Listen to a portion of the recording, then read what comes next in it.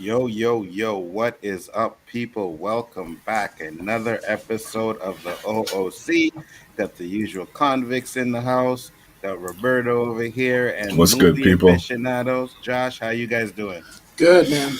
Little Very, tired, very but good. I'm here, yo. Little tired, but I'm here.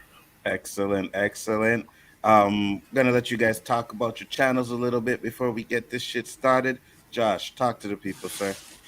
Rising up the ranks, man. I got almost 140 subs, so let's get up Look to at 200. you. I know, let's get up to 200. I got some big things, man. I trying to get on the set of Clerks 3. You know what I mean? I keep going down to the Quick Stop. It's right down an hour from me, so they're going to start filming soon. I saw some crew there today, so check it out for more info, man. Maybe I'll have a little snippet there, you know? I might have to sign some kind of release thing. They haven't made me do that yet, but yeah, that's it. Excellent. What's up, Maz Mama Bear? What's up, Tony? Glad you guys can make Tony, it. Roberto, talk to the people, sir. You know, short and sweet. Didn't start my shit yet. Coming soon to a YouTube channel near you. Find us here Wednesday night. My boys, late night game changers, when we have the energy to throw down. That is correct. There will not be game changers later on tonight, guys, but we will be back next week. Don't worry about that. And I'm pretty sure I'll have a fire topic for next week. For sure, yo. I see Commander Dada's in the house. Welcome, welcome. And you know how we do. This is the show where we get shit off our chests. Are you going to say something, Josh? Yeah, before I start, man, I was going to say, like, I had an idea. Why don't you guys do the same thing that I'm doing and go to that Transformers set, man? Maybe you'll see, I don't know, Mark Wahlberg or some shit, you know? They already did it. It was done. Oh, they did it? Yeah, oh, it was it's 2 done? weeks ago, yeah. Oh, yeah. Damn, dude. And they did it. It was like 9 o'clock in the morning when they did it. So yeah, I missed it. And Yeah. I haven't woken up at 9 o'clock in the morning in a minute because I'd be going to bed at like 5. So Yeah, it's what's probably up, mostly Jesus? How you CG, doing? mostly handed off Yeah, to yeah, mostly CD shit. So they just had like the cars driving around or whatever action scenes. What's up, Jason Lee Tucker? How you Damn. doing, man? What's up, brother? How you doing, Chase? What's good, people? To see you. Good to see you guys. What's up, Jason? What up, Jason Lee? What up? LDG was probably going to join us, and I seen Paul sent me a link, so I sent him. He probably has something to get off his chest. But for now, we will just hold it down like we always do. We're going to start off with Josh. Josh, what topic and what did you have to get off of your chest today, brother? Yeah, I'm going back to another topic I had before about EDP, 445. We haven't talked about this in months, but the dude, he wound up, I don't know if you guys are familiar with the story in the chat. We talked about it before. He had messaged what he thought was a 13-year-old girl, one of these predator catcher channels. They got him. I know you two had watched the video up top.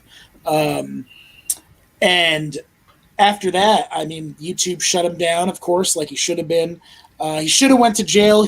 Nothing came of it legally because those guys who had the Predator Catcher channel, they fucked it all up, and they, I guess they didn't get the evidence in, and they got shut down too because of the way they handled it and everything. YouTube got rid of them. YouTube got rid of EDP. But the point is that there's so many of these channels out there catching predators, which is good. I'm happy. It's like keeping the kids safe, promoting awareness. And I'm not going to lie, man, sometimes it's crazy and there's some crazy shocking things, some entertaining things that happen during these catches. But it's just amazing. Like the one that I watch, it's Dads Against Predators. They're up to 117 like pedophiles that they've caught in person. In a year, bro. Like, and there's hundreds of these channels catching like people left and right. Like, yeah, it's an epidemic. And you would think like, see now we think like logically with our logical brain, you would think like there's some kind of deterrent happening or some kind of something going on. I don't know what to do about like these people. Like they just keep coming out and out. One day, maybe it's like a pipe dream. Maybe like all the predators will be caught and exposed, put in jail. Unfortunately, go ahead. unfortunately, there's a lot of predators out there that don't have internet and computer and shit. So they do it certain ways, you know what I mean? Go by schools, picking up little girls and them kind of ways, bro. But I agree with you that it's good that they're getting called out and these channels are doing it, but at the same time, are they doing it and exposing them where they're going to jail, or are they just exposing them, right? Very rare that they go to jail. Right. Even there's another group called Pop Squad. They, he sends stuff off to detectives and tries to do the best he can. But that's the other thing. It's not even necessarily their fault. The laws and the way that, like, I mean, some of these guys, even the ones on To Catch a Predator, they went to jail for like 2 years. Meanwhile, like, you get caught with a bag of weed if you're in like Texas or one of those states and you're going to jail for like 10 years. You know what I mean? But a pedophile can get away for 3 years. Get the, like, that shit pisses me off. Yeah, well, the laws definitely don't add up to the crime. But then again, like, if they haven't actually slept with the girl,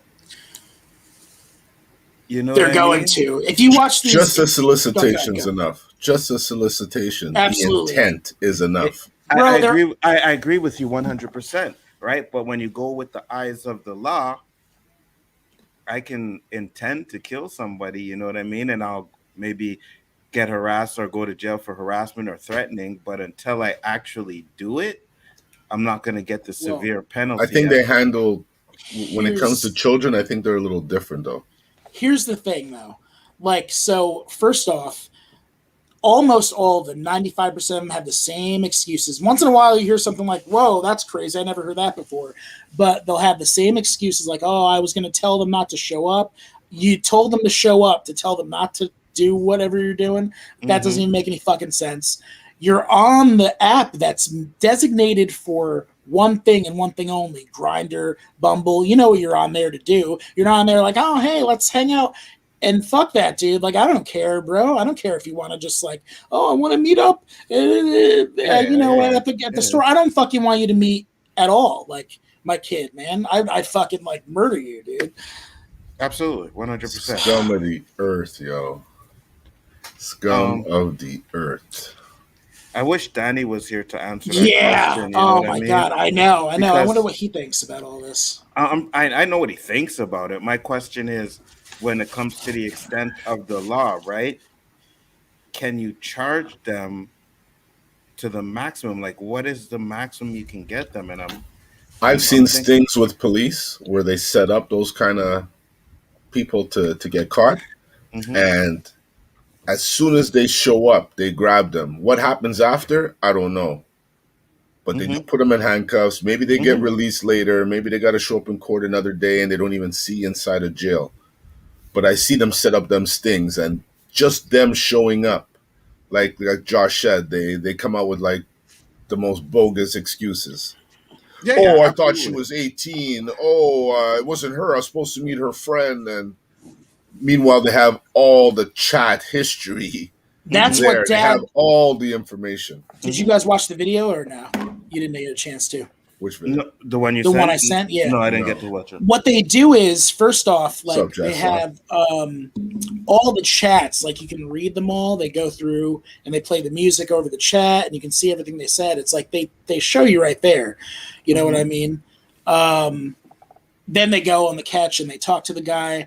But yeah, it's crazy. Some of these what they do. Like sometimes I've seen one woman reacted. And something had happened to her because she was like, what did you fucking do? What did you fucking do? And she sprays the guy with pepper spray.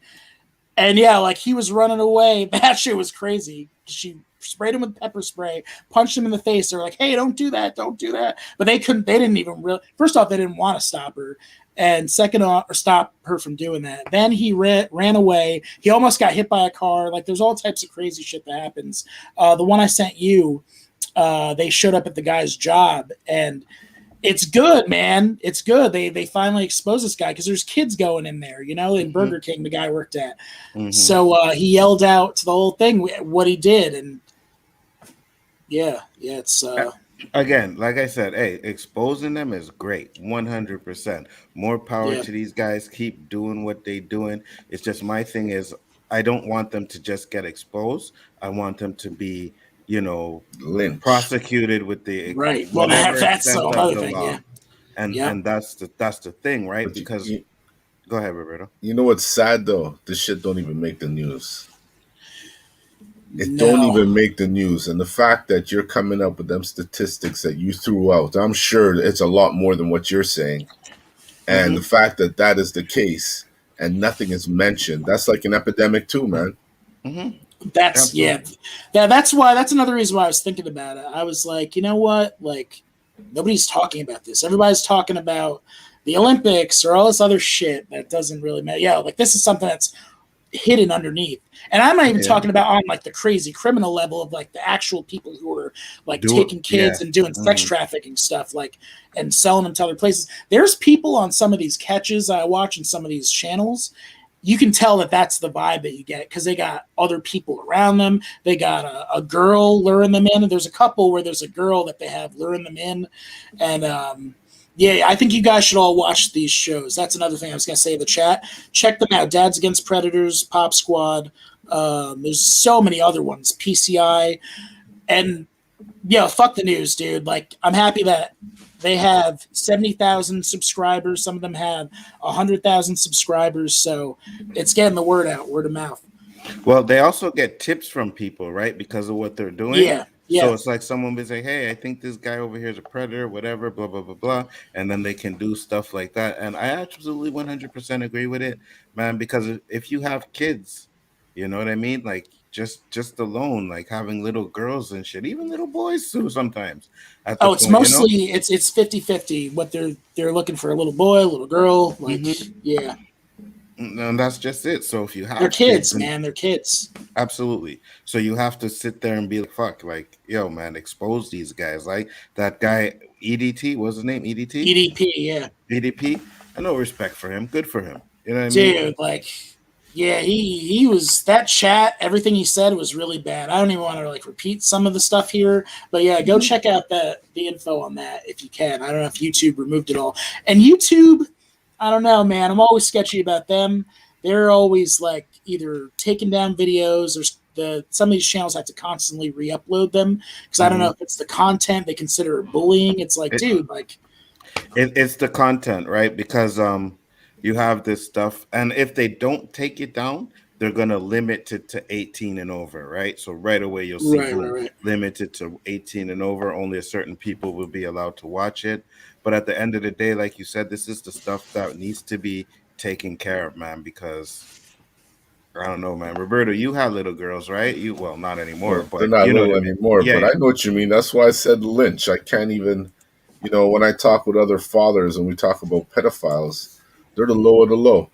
Mm-hmm. When they The go worst. inside, they got to put them in solitaire because they're looking to get gutted. Mm-hmm. Mm-hmm. Like, Yeah. I can't even comprehend the thought of these people to even imagine what's going on in their head. Like, the repercussions.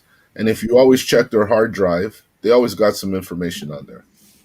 Yeah, And, absolutely. and That's what happened that's to what Jared, kills me. man. That's Yep. what kills me. It's like signature for these guys. You check their hard drive, they got a shitload of stuff on there, you know, just proving their guilt. Mm-hmm. What's up, Paul? How you doing? What's going on, man? I'm good, man. How are you? What's up, Paul? Doing Good. good, doing good. Jack Law said you can't police it, can you? There is just no way. Um, I don't know if you can. Right? You're right. You can't Do you see police how it. they go after them when they catch them on their hard drives? They treat these guys like hard criminals. They Oh, don't they care are. how Yeah, yeah, old one you hundred are, percent. Yeah, one you hundred know? percent. They are. One But he hundred does have percent. a point. It's hard. I would think it would be very costly to set up stings for this. That's why these people doing it on the internet more is more power to them, right? But Yeah. again, like I said, as long as they're getting prosecuted for doing it, you know what I mean? Like these guys that are doing it, they're getting caught, need to get prosecuted. If they're just doing it to expose them, it's great. They're out there, but I want to see these guys like Roberto said, going to jail for the max, bro. That's ridiculous. It's crazy. And some of them they'll go back. They'll say like, "Hey, you were talking to this profile and this profile," because they probably had like Bro. 10 to 20 set up. Bro, You know what I mean? I'll never forget. It was To Catch a Predator. They caught this guy like 3 fucking times. John The same Kennelly. That's who guy. you're talking about. John Kennelly. He was the one that And was they naked. always have a history, huh? He walked into Yeah. the house naked and shit. Yeah. Yeah, They and always have a history. So like, it's fucking crazy, man. once a pedophile, always a pedophile. You know. He did it the next day. He went to McDonald's to eat another kid. The next day. And Chris Hansen was like, I can't fucking believe what's going on. And Chris Hansen wound up being like a monster himself, doing all types of crazy shit. But what did Chris Hansen do? He like did some kind of shady stuff with another YouTuber trying to get money. I think he went to jail for a little while. Really? I know he had some drug charges. But whatever. I mean, obviously it's not as bad as some of these fucking people. But yeah, he did some fucked up shit though. Yeah, hey man, I completely understand that, but I thought you meant like he was doing the same type of shit. No. Fucking ironic as hell. No. But even still, right? He still exposed something that a lot of people are doing now, right? Without that show, I don't know if people 100%. 100%. Absolutely, man. Yeah, I don't think people be doing what they be like trying to catch them, because their pedals are fucking disgusting. Absolutely. To Roberto's point, though, that's the thing that all these catch groups say, because they try to beg and plead, please don't put the video up, please don't put the video, blah, blah, blah. And they'll say, listen, you're fucking lucky that you ran into us and not the police or the fucking father, man. Like, dude. Mm-hmm. Oh my god, man! I have my hammer ready. I have my fucking pepper spray ready. I have all the shit ready. Yeah. To fuck somebody up. And another thing too, right, is the internet. This internet shit makes it a lot easier for them to fucking do their predatory shit, man. It's fucking ridiculous, bro. And you remember that other thing we talked about too, with these guys going undercover, dressing up as a woman, going into the women's bathroom now. Right. That's another means of them getting in there, Absolutely. 100%. Some of them pose as janitors. 100%. It's like things are just getting easier and easier for these people to do what they want to do, man. It's ridiculous. But then again, like, be it that the law doesn't really do much. What happens when you, per se, happens to your child and you black out and take this guy's life? You're going to jail, right? Yeah. That depends on what river you're by, man. That's all I fucking know, man. That's good answer, Josh. Good answer. Absolutely, man. Paul lives on an island, so he knows there's water all around him. Feed him to the fucking dingoes or whatever. And I think we all watched enough movies to know how to get that body to stay underwater and never be seen again. Man. Yeah, absolutely, man. But that's just it, man. There has to be. It's hard, right? Because even like when you go back and you look at people in Hollywood, if you go and you look how many fucking actors have dated underage girls, Tom Cruise, Woody Allen, Elvis Presley married a minor. Exactly. R. Kelly, all these people, bro. So Elvis Presley. R. Kelly, man. Fuck, dude. It's just but crazy. he peed on them. We don't know of any sexual. I don't want to talk about MJ. Sorry, I know that's like. I don't want to talk about MJ. Sensitive and shit. I apologize. Just a little laugh, but yeah. Michael Jackson's dead, so he can't defend himself. But everybody has said stuff about him, and they have that documentary. That I don't know. That's a whole other thing. But yeah, it goes on and on and on. The list goes on and on. I'm gonna say they came out after he died and said all that stuff was fake and shit. So I'm gonna deal with that because I never believed that with Michael Jackson, anyways, right? But a lot of these other ones, man, and it's ridiculous. And there has to be something we put in place to protect our young girls, man, like for real. Because if the people in Hollywood can do it and get away with it, like they have to be held just as accountable as everybody else, So The one guy, he was doing really good work, Pop Squad. He had 180 people that he fucking caught. He wound up going to, I think it was Michigan, and really like pushing to legislators to get chemical castration done. I think they had some kind of segue into that, or some kind of leeway into chemical castration, which is like, your shit doesn't work or whatever. It's not like they snip it off, but they might as well. So maybe that could be a thing in the future, But the question is, will that stop their impulse from wanting to do it, right? Because I don't know. I have no idea, dude. Right? Yeah, that's I don't know what to tell you. What do you think, Paul? Been a little quiet. What do you think? Well, I just caught the end of the topic. We're talking about like pedos. Is that what we're talking about? Like what to do with them? Yeah, and the predator catchers and like how many are just popping up. And so in the last year, I think it was, I can't remember the stat now, but I was reading some stuff about this, like the female, the amount of female predators that are being caught now as well. Oh, really? Yeah, they're not just men. This is a I feel like this is a societal thing that we think that men are predisposed to this. Now, there's been plenty of women that have been caught, particularly people in positions of trust, right? School teachers, counselors, doctors, some other things and they, one of them, there was a teacher in the States, I think it was, and she would make him smoke a bowl first, and then have sex. He was having sex with 2 minors, a 12-year-old. Yeah, but for a little boy, it's a trophy. Yeah, sorry to say. He's bragging, where a girl might say, she was raped and wants redemption. A little kid is like, yeah, man, I did the teacher. It depends on the kid, man. That kid might fall in love with. I'm going to say this. That's never the case. People do that to shield what's happened to them. This is true. I can tell you this. I've been pretty open about this. I was abused as a child by a woman, right? It wasn't a trophy for me. It fucked me up. It fucked me up to this day. I'm still fucked up because of it. It's not a trophy. These kids say that stuff because they want to brag to their friends, because deep inside they're fucked up. Because no child, it doesn't matter whether they're, it doesn't matter if it's a girl or a boy, awakening a child's sexuality early like that and exposing them to things destroys them. It ruins them and their sexual experiences for a long period of time. They have to go. I had to go through serious counseling, right? And I had a deep-seated hatred of women for many years because of what happened to me. And I didn't even realize that I hated them until I was talking to a counselor like, you hate women.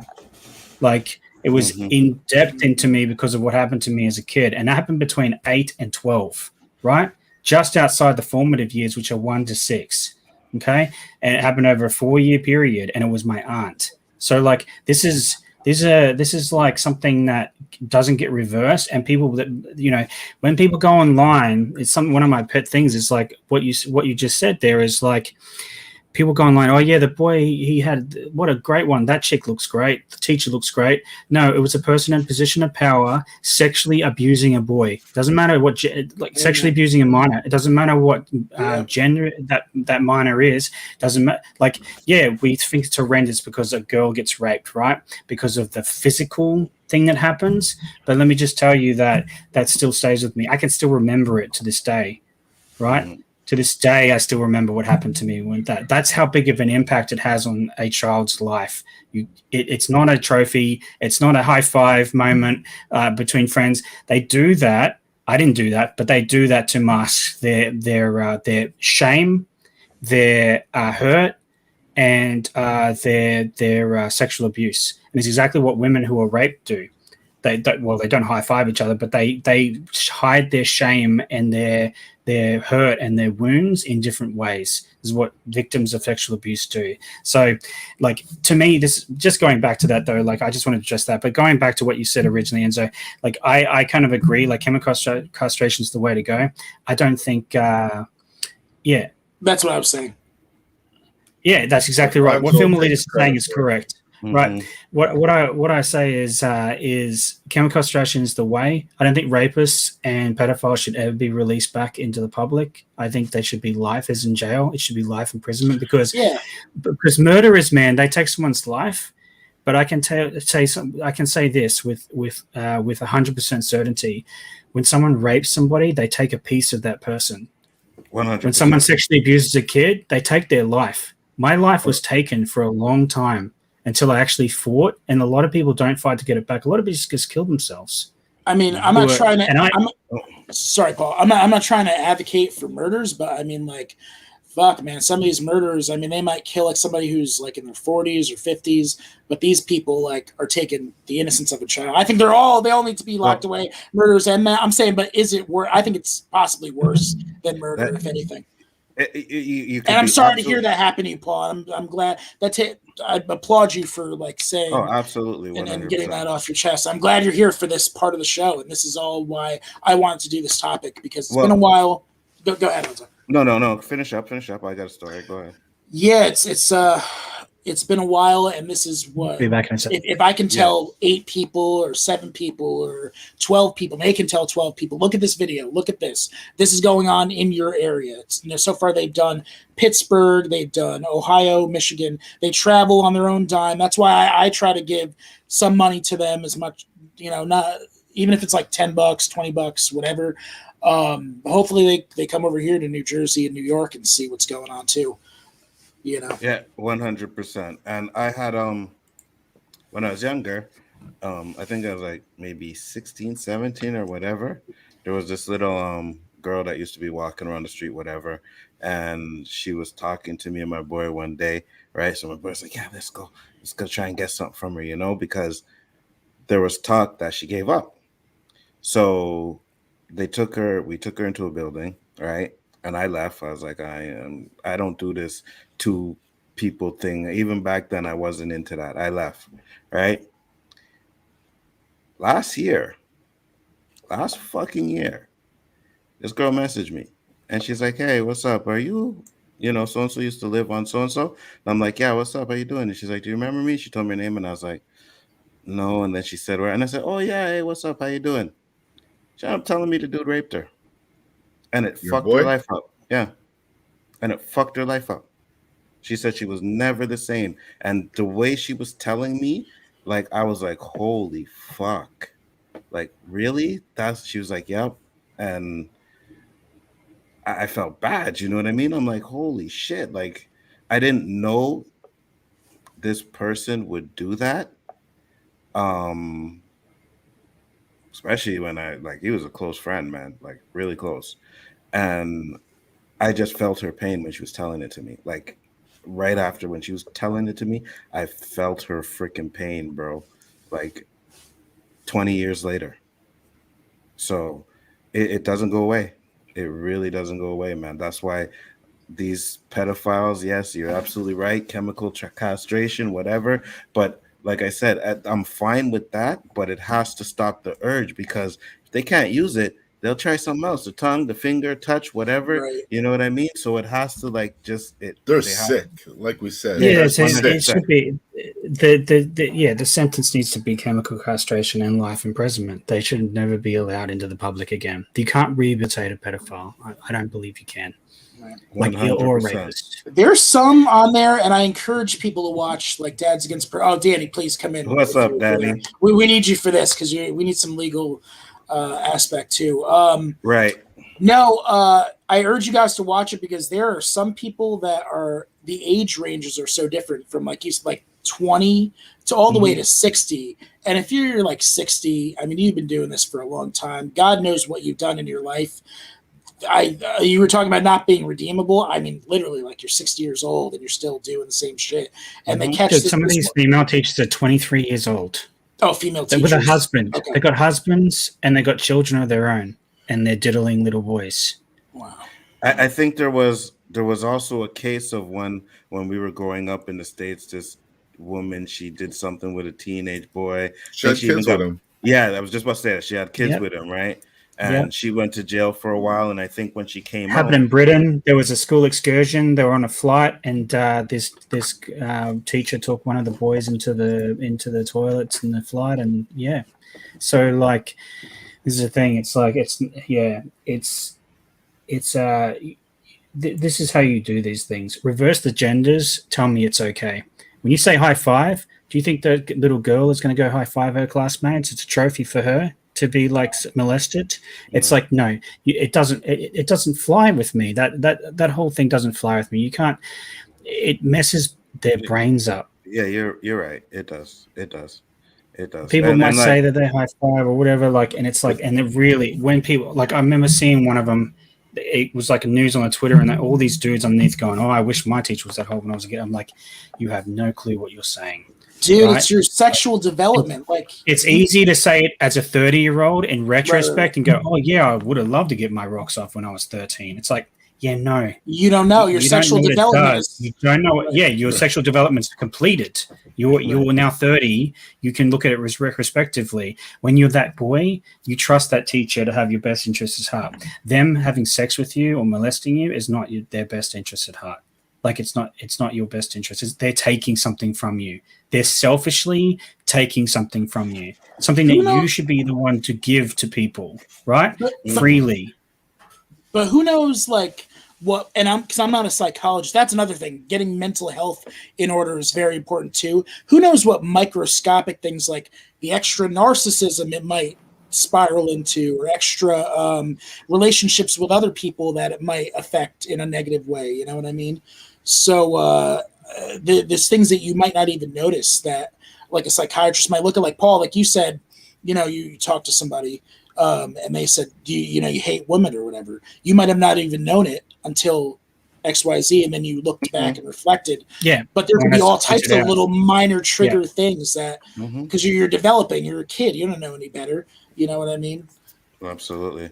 Well, when I made reference to that high five, guys, it's funny that it's that same guy I was making reference to.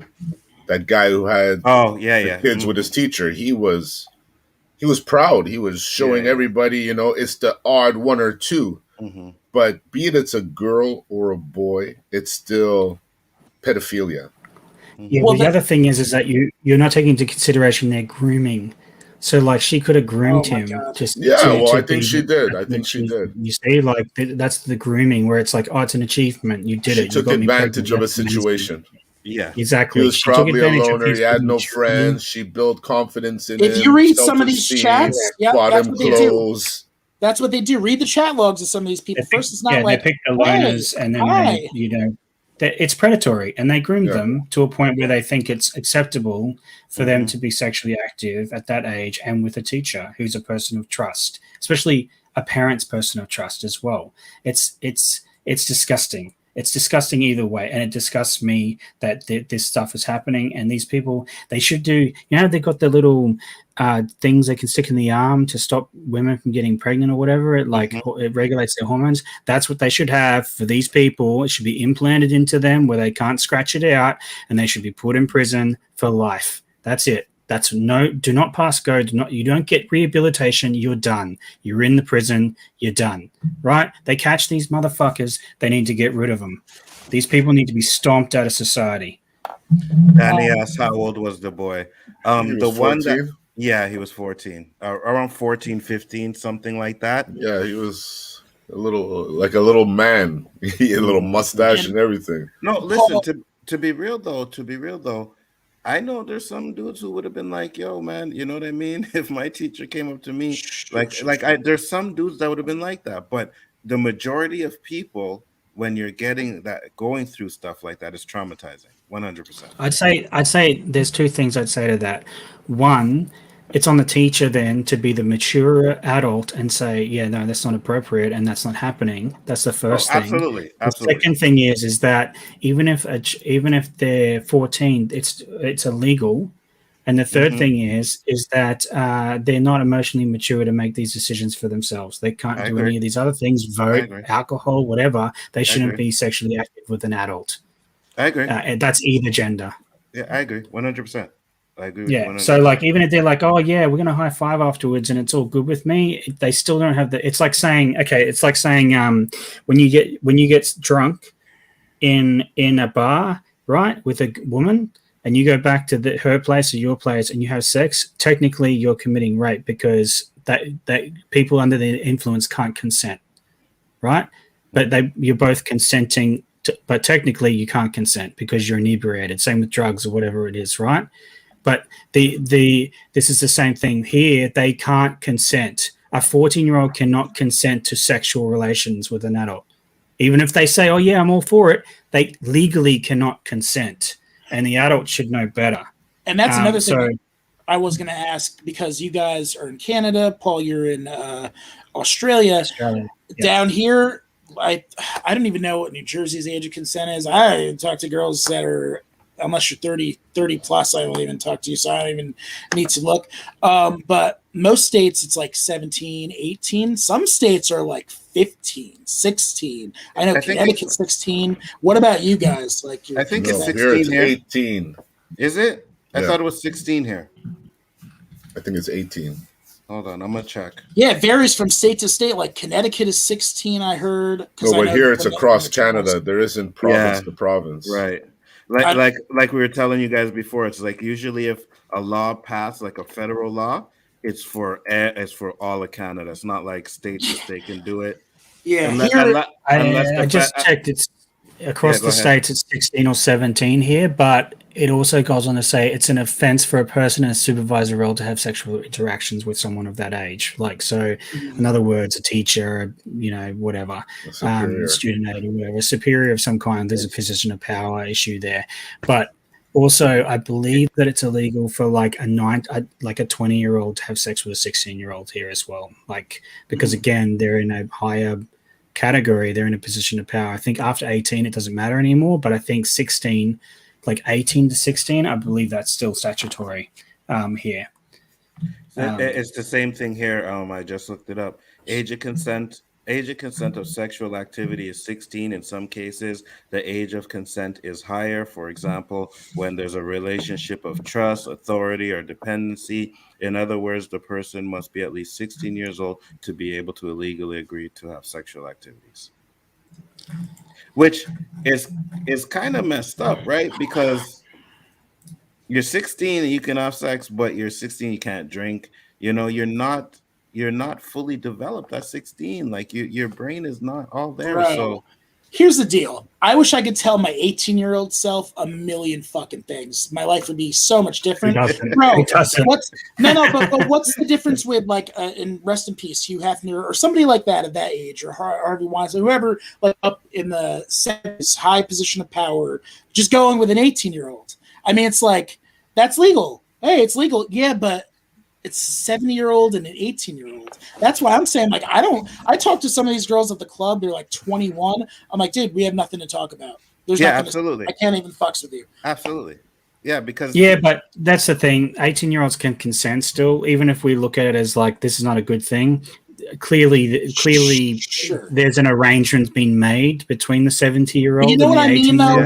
Like, it's very similar in like you're talking about sexual development, where it's like, I mean, it's this basically 18-year-old is going with like a 65. Yeah.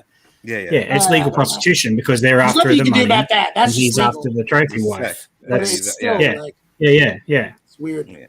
Yeah, because you don't. There's an exchange of goods. Yeah, right. That's what those relationships are. You don't see broke 70-year-olds with 18-year-olds. Yeah, 70-year-olds do have nothing in common with an 18-year-old. How many broke 70-year-olds are there, man? If you're older, man, you I guess there are some, but depends on the boomer age, man. If they're boomers, sure, I would agree with you. But like, well, that's the only boomers around now, really. There's the 70-year-olds, they're boomers. So, yeah, man, great topic. Paul, did you have something you wanted to get off your chest? Oh yeah.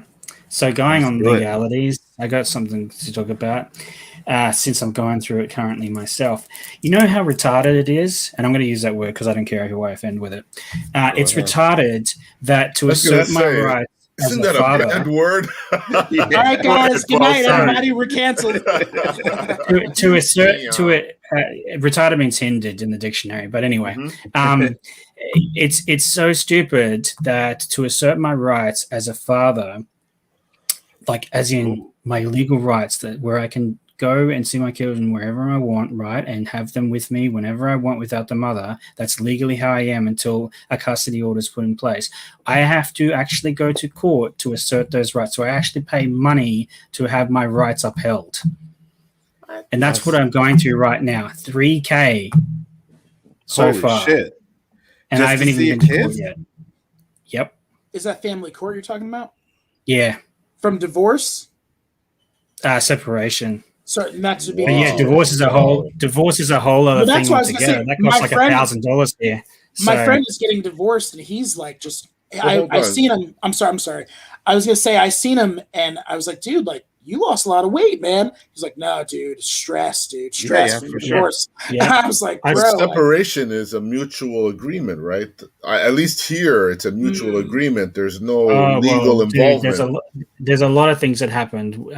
Like I can't get into the specifics just yet. I'll be doing it. Trust me, when I can talk about this, I will be talking about it. Trust me on that. But no, it's just so stupid to me that like I have a legal right to see my children currently, but I've been told by lawyers that if I go to the house and try to like take her with me, my child, right, and my ex-wife puts up a fuss and disturbs her and like gets and they call the police, I can have a DV like put out on me for that, for causing psychological harm. And like this is the other thing too. The irony of this is I have been asked by every person I've been to, including the lawyer herself, if I've had a domestic violence order put out on me. Like I've been asked that question since separation 8 times.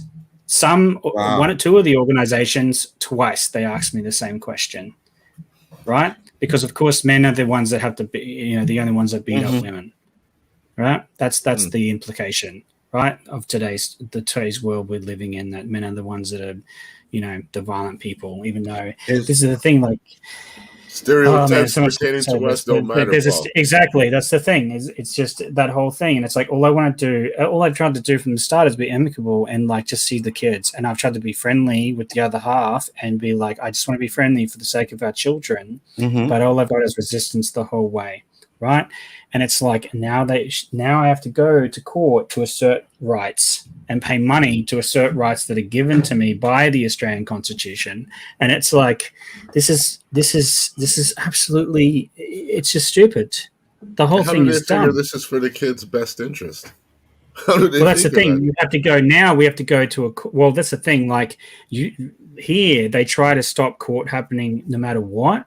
But unfortunately, my ex is driving this vehicle straight there because I have no other recourse, basically. And so now I have to pay money to a judge to decide on behalf of us to basically get what I wanted from the start, right? That's crazy. And it's like, it's crazy to me. So you've got her sprouting shit about me to people that that I left and that I don't want to see them and all these things. And it's like, yeah, that's why I've got like text logs trying to arrange meeting times and you cancel at the last minute, but I'm not trying to see my kids. It's like, and it's just unbelievable what's happening to me currently. I spent the last 2 weeks, I went to work twice in the last 2 weeks because of the stress of this, right? So Paul, let me ask you this. She's trying to keep the kids from you and she's telling them that you don't want to see them?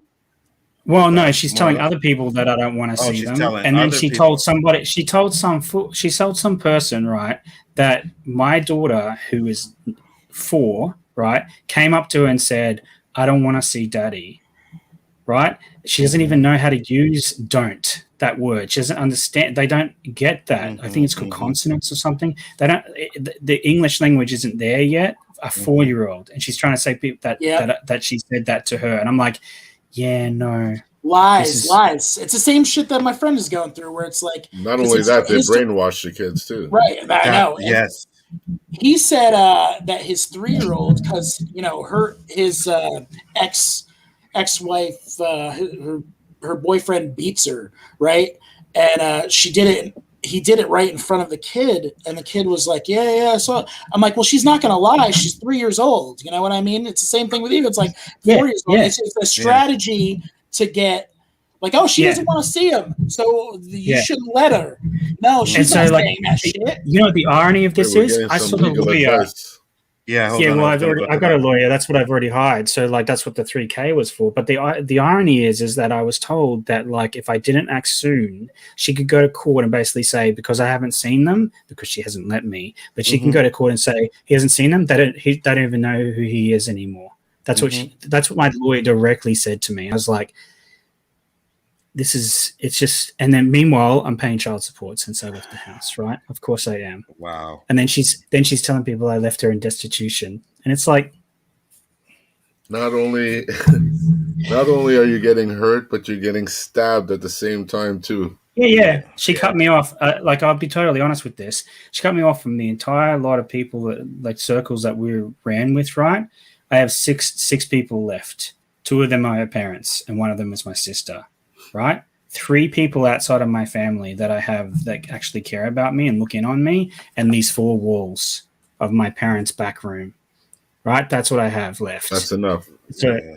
and it's like, um, I really want to see my kids. I got to see my kid, right? Well, one of my children. I got to take her with me on Sunday after almost 3 weeks of not seeing her because of her canceling stuff, right? At the last moment, or being sick, or some excuse. It's always some excuse. And so then I get to, go see my daughter, which is great. I had a really great day. It really picked me up, right? And then I drop her off and she makes, these comments and whatever. Like, I couldn't even leave with her by myself because she gives out this thing that she's afraid that I'm never going to bring them back. So there's this full Wow. narrative she's creating, right, about me and my persona, and that's why I've been cut off from all these other people. And it's like, but getting back to it, it's like, this is the irony of like the rights of a father, right? Is that you have these rights, but if you try to actually uphold them, or sorry, not the rights of the children to see me, right? If I try to uphold those rights, I can't do it without risking a DV notice, which goes bad for me in court. So now I have to wait for court in order to be able to get what I want in the first place, which is just to see the children and have them with me away from her, which is their right to be How old with are me. your kids, And Paul? 4 and 1, 4 and 1, yeah. Oh shit. Wow. Hold on. Okay. Danny said you need to have your lawyer go to court and ask for a mutual order of protection. Do not agree to your wife to have an order of protection against you. Make sure it's mutual. Yeah, no, I won't. They might have different stuff in Oh. Australia though than they do Yeah. in the States. So Yeah, no, it's called a consent order here, and that's what I tried to do. I tried to, because what I had to do first then was I could have legal documents drafted, right, where she would just sign, and basically it's an agreement of custody and also of asset division, okay? And then she just ignored that. So then I had to go and talk to the lawyer and go, well, she's ignoring it. She's not taking what I'm saying seriously. So now I need to go to court. It's like, it's a true struggle, especially with someone that has like depression already. It's like, it wears on the mind. So Absolutely. I get 2 days pay, which means then I've got to backdate the child support because I'm going to have to pay those 2 days pay directly to child support and then fund the rest of it with my savings because I had 2 weeks off because I couldn't I had to write, all this legal documentation and stuff, and I had to dredge up a bunch of old shitty memories in order to see my kids. That's it. That is crazy, Wonderful. Man. And yeah, go ahead, Josh. Nah, for me, like I'm so grateful. I'm knocking on wood that me and my baby's mother, like we're like not together, but we work things out. I give her money, whatever she needs. We don't have to do anything with the court. Don't get the fucking government involved in our relationship. I'm so grateful. I'm sorry, Paul, that you're going through it. I feel bad for my friend. I see the way that when we were hanging out last week, I hadn't seen the guy in months. He like jumped at the chance. He was like, dude, anything to take my mind off of what was going on. And then we were hanging out. I'm like, dude, like, yo, you all right, man? I'm like talking to you. Yo, you're right. He's so spaced out and just thinking about that. I can tell, like I can read his mind, man. I can see he's so stressed out. We went to the police station because he was talking about how to arrange, to make sure that fucking guy, that beats his ex-wife up doesn't fucking pick up his kid. And the police were like, well, there's nothing we can really do about it. I don't really know. You'd have to go do this and that. It's like, dude, like, I feel bad. I feel for him. I feel for you guys. Yeah, man. It's because the kid's age makes this extremely difficult. Yeah, man. Because if they, when my wife and I separated, my kids were 14 and 16, 14 and 18, sorry. And my youngest, her best friend or her two best friends were from divorced families. So it almost became the norm, right? There wasn't really nothing wrong. And I never had a problem seeing my kids. I could see them every day. Mm-hmm. So I would like to think that it's the person on the other end. There's got to be some form of hate, vindictiveness, split personality. There's something else there because... Dude, it's hilarious to me because this is the thing. I separated, right? She asked me... this is the thing. She sent me the separation notice, right?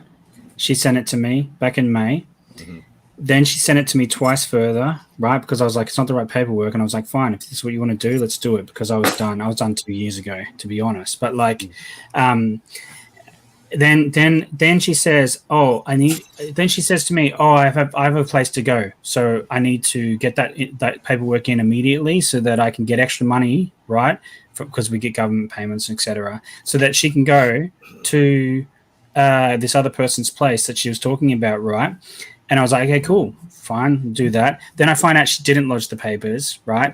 Then she finds out that I'm officially like that I meant what I said when I said, yeah, we're good, we're done, right? And then she says to me, you need to leave because I'm feeling mentally like I don't feel like I'm mentally well if you're around. So can you please go to the couch? I'm like, I'm not going to lay on the couch. I got a bad back, whatever. And I said, if you want me to leave, then I'll leave, right? Because I was thinking about the future of the court, right? I was thinking, if I don't leave when she says she's got like I can be done for DV or some shit, right? So I was like, okay, cool, I'm done. I'm out then. I'm going. So then I just buggered it. I pulled the pin and I moved over here, right? Following weekends, I moved majority of the stuff that she wanted me to take or whatever away. And then we've got like her now saying that I left her. I left her in destitution. I tried to have her be homeless. Like all these different, and then the biggest one of all is that I left her so that I can have an affair. And I was like, an affair with who? Like, you have all the friends, like you have all the people that we knew in your corner. Who am I having a friend? And then she made up she was like, she like I was streaming one Sunday, right? This is before I just was like, okay, we're going to talk through somebody else now, and I muted her. She sends me through thing saying that that I should just admit that that's why I left her, because she needs the moral high ground. And I'm like, no, you made this marriage, like you did this, you set the separation notice in order. I'm not gonna freaking admit to anything. You're not gonna have that. No way. And you're the one that did this. I just said, yeah, okay, cool. You want that? Let's do it. You're the one that put it through 3 times. Like, and then so you know what happens if you admit it? See, look, he admitted she'll it. Use it. Exactly. Yeah, exactly. And it's like, I don't need to admit it. Like, firstly, crazy, it's not true, right? Secondly, it has no bearing on custody of the children, which she thinks it does. Like, she thinks magically when I go to court, if she accuses me of an affair with no evidence, and that's why I left, that somehow that's going to give her the full custody of the kids. And it's like, no, that's not how the law works. Like, they don't even care about that stuff, even if I was. Even if I left her directly to go live with my fantasy girlfriend that she accused me of it before I left, and I'm like, if I'm having an affair, it's not really good for me. Like, it hasn't really worked out well for me. I'm not getting anything out of it.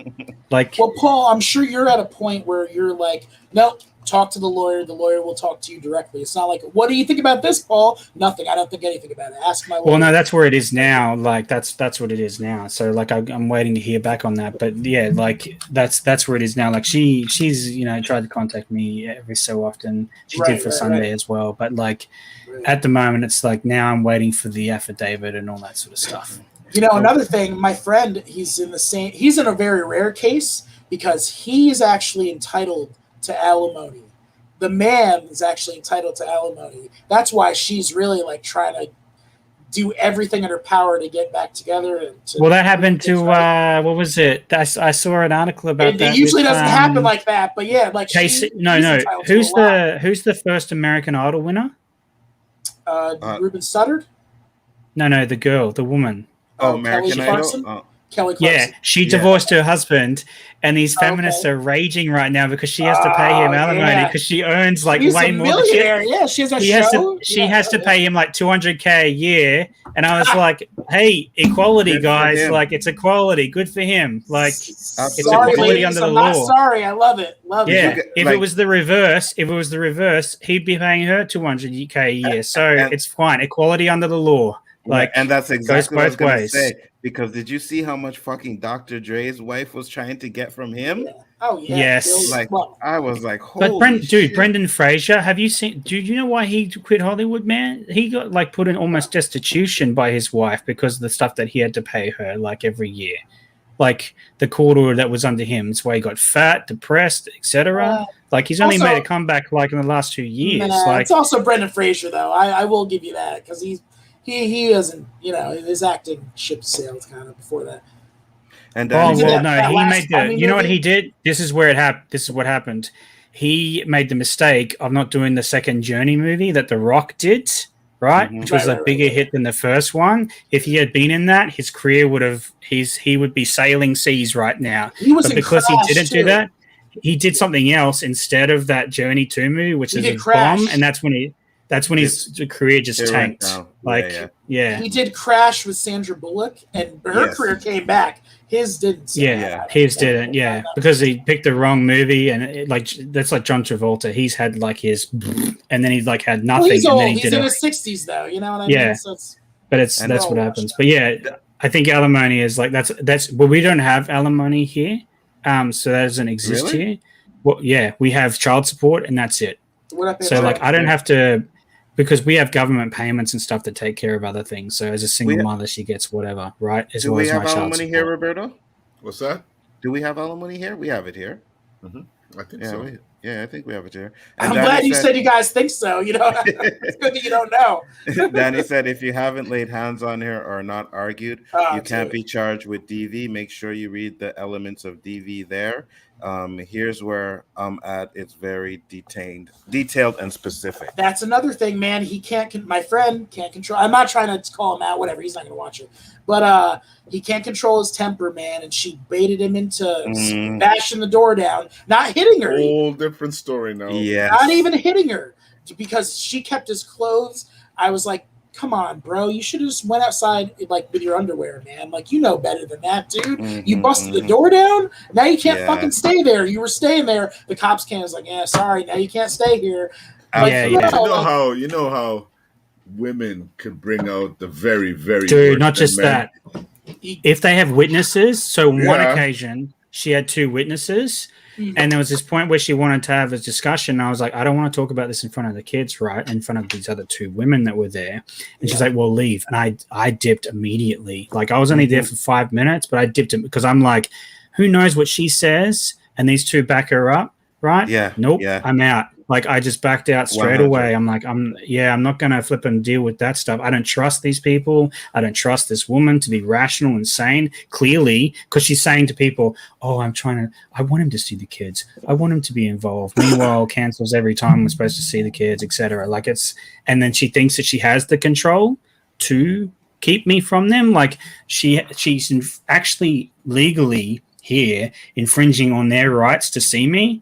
Like, she's actually doing illegal things, which I'm going to bring up in court. Of course I am. I'm going to have my lawyer throw the book at her about the stuff that she's pulled in the last month. Like, fucking retarded things, man. It's unbelievable what the hell you can get away with just because you are the primary custodian, right? You can just literally do whatever you want. And it's like, no, that's not the law says. It doesn't matter. I'd guarantee if I had done this, if it was the reverse situation, I would be in so much shit right now being a man, right? I would be in so much stuff right now. And that's how it's biased. It's just bias, right? The fact that they haven't even asked her if there's any DVs out on her when she's like, come on. Like, And this is what Danny said. This is his specialty. I was a DV investigator for 5 years, and he wishes you all the best. Yeah, Danny's definitely been telling me about some of the stuff he's been going through with that, so he knows what he's talking about. And one thing I will say, and there's so many men out there that abandon their fucking kids. So when you have someone that is fighting to see their kids, you should understand that, you know what I mean? What Let you them see their have. kids. Yeah. Yeah, exactly. There's so many men out there that would just be like, "Oh, okay, I fuck just, it. oh yeah, cool, I'm out. Yeah, Yeah, I'm gone. like yeah, No I know child this doesn't support, sound- no nothing." Yeah, it doesn't sound great, but I try to video chat every day because I'm in 2 states away. If I can't, I try to at least video Absolutely. chat. I know it's not great, and even No, like that- Matt, my friend said that to me too. He was like, you got to see him. I'm like, I'm in 2 states away now, so now But we're both then have again, car situations. if Go the ahead. woman is vindictive and she sees you're emotionally attached to the kids, that's her tool to get back at you. Mhm. You know, Mhm. and like you said, there's a lot Dude, of deadbeat literally dads. said- Either way, oh man, conviction. I literally say I'm coming to the house today to pick up like my kid. I'm taking her to the park. That's what I'm doing. Do not come to my house today. I do not feel like you're a safe person. And I was like, look at her laying the groundwork for a DV. Look at her. Look at the groundwork. I'm not an idiot. I'm not a fucking retard, right? I know what she's doing. And it's like, that's what she's doing, laying the groundwork, right? And I'm like, yeah, no. So I brought someone with me as a witness to be like, fuck you, right? You're not going to get me, right? You're not going to get me under something. And she capitulated immediately because I'm not a fucking idiot. I know this But is. this is the thing, like, No, this it's is just Go it's ahead. it's just so stressful, man. And I just think it's understand, like it's unbelievable. And the things that I have to keep under the wraps, like in like here, right? Even because there's a risk that she won't ever see this, but there's a risk that she could stumble on this, or somebody that knows me could stumble on this, or whatever. Mhm. Right? It's like I have to keep all this stuff internalized currently until this is done, right? Because when it's done and it's in stone and the judge has made their thing, that's when I'm going to drop this fucking evidence hard. Oh man, the screenshots, the things that I have to say, yeah, And- it's And fuck this, fuck her. That's exactly it. It's fucked up that someone, especially when you want to see your kids and you got to go through that, man. And for keeping a man that wants to see his kids away from his kids is fucking stressful as fuck, bro.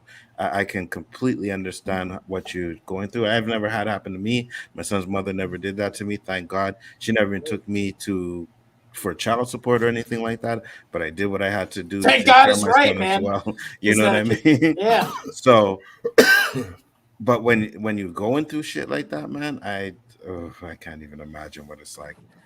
Hey, this is Yeah. game changer speak, what I'm about to say, man. But you know what? That's why I don't want to get married, man. I don't want the government involved in my relationship. You know what? We can have a relationship, and guess what? When we part ways, which will be inevitable with me, man. It's like Thanos said, it is inevitable. I snap those fingers, man. You're gonna disappear in the ash and the ethers. That's all that's gonna fucking happen. I ain't gonna see no lawyer because they're making fucking money, bro. Lawyers are making money, courts are making money, and that's the leeches. You know what's are fucking right? The spending. irony of that, man, is like we could literally have agreed to what is legally right, okay, without And all having to go types to of court. money. But And now all I types of have to money. fork out money, right, that I really don't have, right? She has all the assets, including the car. I don't have a car anymore, right? Right? She has all these things, and I have to fork the money out to uphold the fucking law. Well, I didn't That's even know crazy. this. Did you guys see Marriage Story? Paul, you probably don't even want to watch it. 'Cause it's so stressful. I've seen that movie. Right, I've right. seen that movie. But I didn't know that, like, if you're like in the head of the bread maker or whatever, you have to pay for their lawyer. Like, bro, like to fight against you. I mean, that's what happened in the film. I don't know if that's the norm. Yeah. Ugh, I don't know. think that's just. I Again, don't know if that's. Can't tell you. It depends on the. I think it depends in America. Yeah, It might be Adam very Driver's different, like, Adam Driver had to pay for Scarlett Johansson's lawyer. yeah. I don't know if that, more. and I Yeah. think that's what's happening with my friend. Like, she has to pay for his lawyer. You know what? I think that might be a case in certain circumstances. I think that may be correct. That's crazy. Danny had a To question. answer that question, Yeah. nothing is legally binding as of yet. There's nothing in legal documentation yet. So essentially, that's not true. She's lodged to like our social security system, our welfare system. So that's why I pay child support currently. There's a few things that have been like put in place that are like legally binding, I suppose you could say. But as for the kids stuff, it's not there yet. That's what I'm trying to do now, because we have like a thing where we have to go through so much stuff. We have to go through mediation first, and if that fails, then we get a certificate to lodge to the court to go to court. Right? There were things that happened that I can't talk about, but I got a certificate almost instantaneously because I was the one that lodged to mediation, and there were things that happened that I previously can't talk about currently that enabled me directly to get a certificate to go straight to court. So then once I had that, I was like, okay, I want to do, again, amicable, stupid me trying to be friendly. I was like, I'll pay the money to have the documents done up. You just need to sign them. No, I don't want to do that. I want to go back to mediation. I'm like, mediation isn't legally binding. It's not legally binding here. You can't bind it in law, right? So anything that's agreed to at the table can be changed later on. And I was like, and she's like, I want in legal writing that you're not going to steal the kids from me, right? So that's what she said to me. And I was like, okay, cool. Then we need to go. And I then went to a lawyer, and I had the conversation, and he's like, this is what you need to say to her. And I put it all through, right? And I was like, I was willing to pay for the legal documentation to be written up, to log to the court so that we could just sign and be done with it, right? No. I'm going to ignore that. Completely ignore it for like 3 weeks now. So I was like, okay, cool then. We're going to court. That's what we're doing. Because you're not going to sit around and fucking diddle your thumbs while my kids don't even see me. Kids. Yeah. Fuck off. Absolutely. Yeah. So I'm going straight there. That's what's happening. And so, yeah. So I'm waiting to hear back on stuff now on the lawyers. But yeah. Wish you the best on that, Paul. Yeah, man. Yeah, me too, man. Because like I said, keeping kids, it's just not cool, man. It's not good for you, and it's definitely not good for the kids, man. Yeah, they're the ones who are suffering. It just 100%. angers me. Just angers me. Because I'm thinking about like all that time that you could have been spending on your channel. Instead, you're in court. I gotta wait to go to court I gotta wait for the certificate to go talk to the lawyer. Like that. This is time that's being taken away. Like, exactly. Yeah. She put a picture up, right, on one of her like stories for Facebook, and it was with my son, who's my 1-year-old, and his face had completely changed, and I'm like, I'm missing their fucking lives. Yes. That's the worst. And that killed me for a week. For a week, I was just paralyzed in bed. I woke up in the morning, I can't go to work. I was just paralyzed in bed. When I was going through my depression, man, I was saying shit and doing shit, and my son stopped talking to me, and I cut them off, my son and his mom. And for 7 months, I didn't speak to my son. And then when I seen him, I broke down and fucking cried because I missed his voice when he said, hey, what's up, Dad? I was like, holy fuck, what happened to your voice? And he was taller and everything. And I just broke down. I was like, you never want to miss that shit, bro. It was fucking, that's the biggest regret. That happens to every father. When me and my wife separated, I went on a trip to Cuba. I was partying like a rock star. And at some point, my kids popped up in my face, and I felt like I was never going to see them again. I just broke down, man. I just took off running like it was a fucking movie. I ran into some area. I don't even know where I went. I was so distraught. It just ruins you. I mean, your kids are everything. Your kids are everything. It ties into my thing too, man. It ties into everything. Yeah, so everything. So to take everything away from you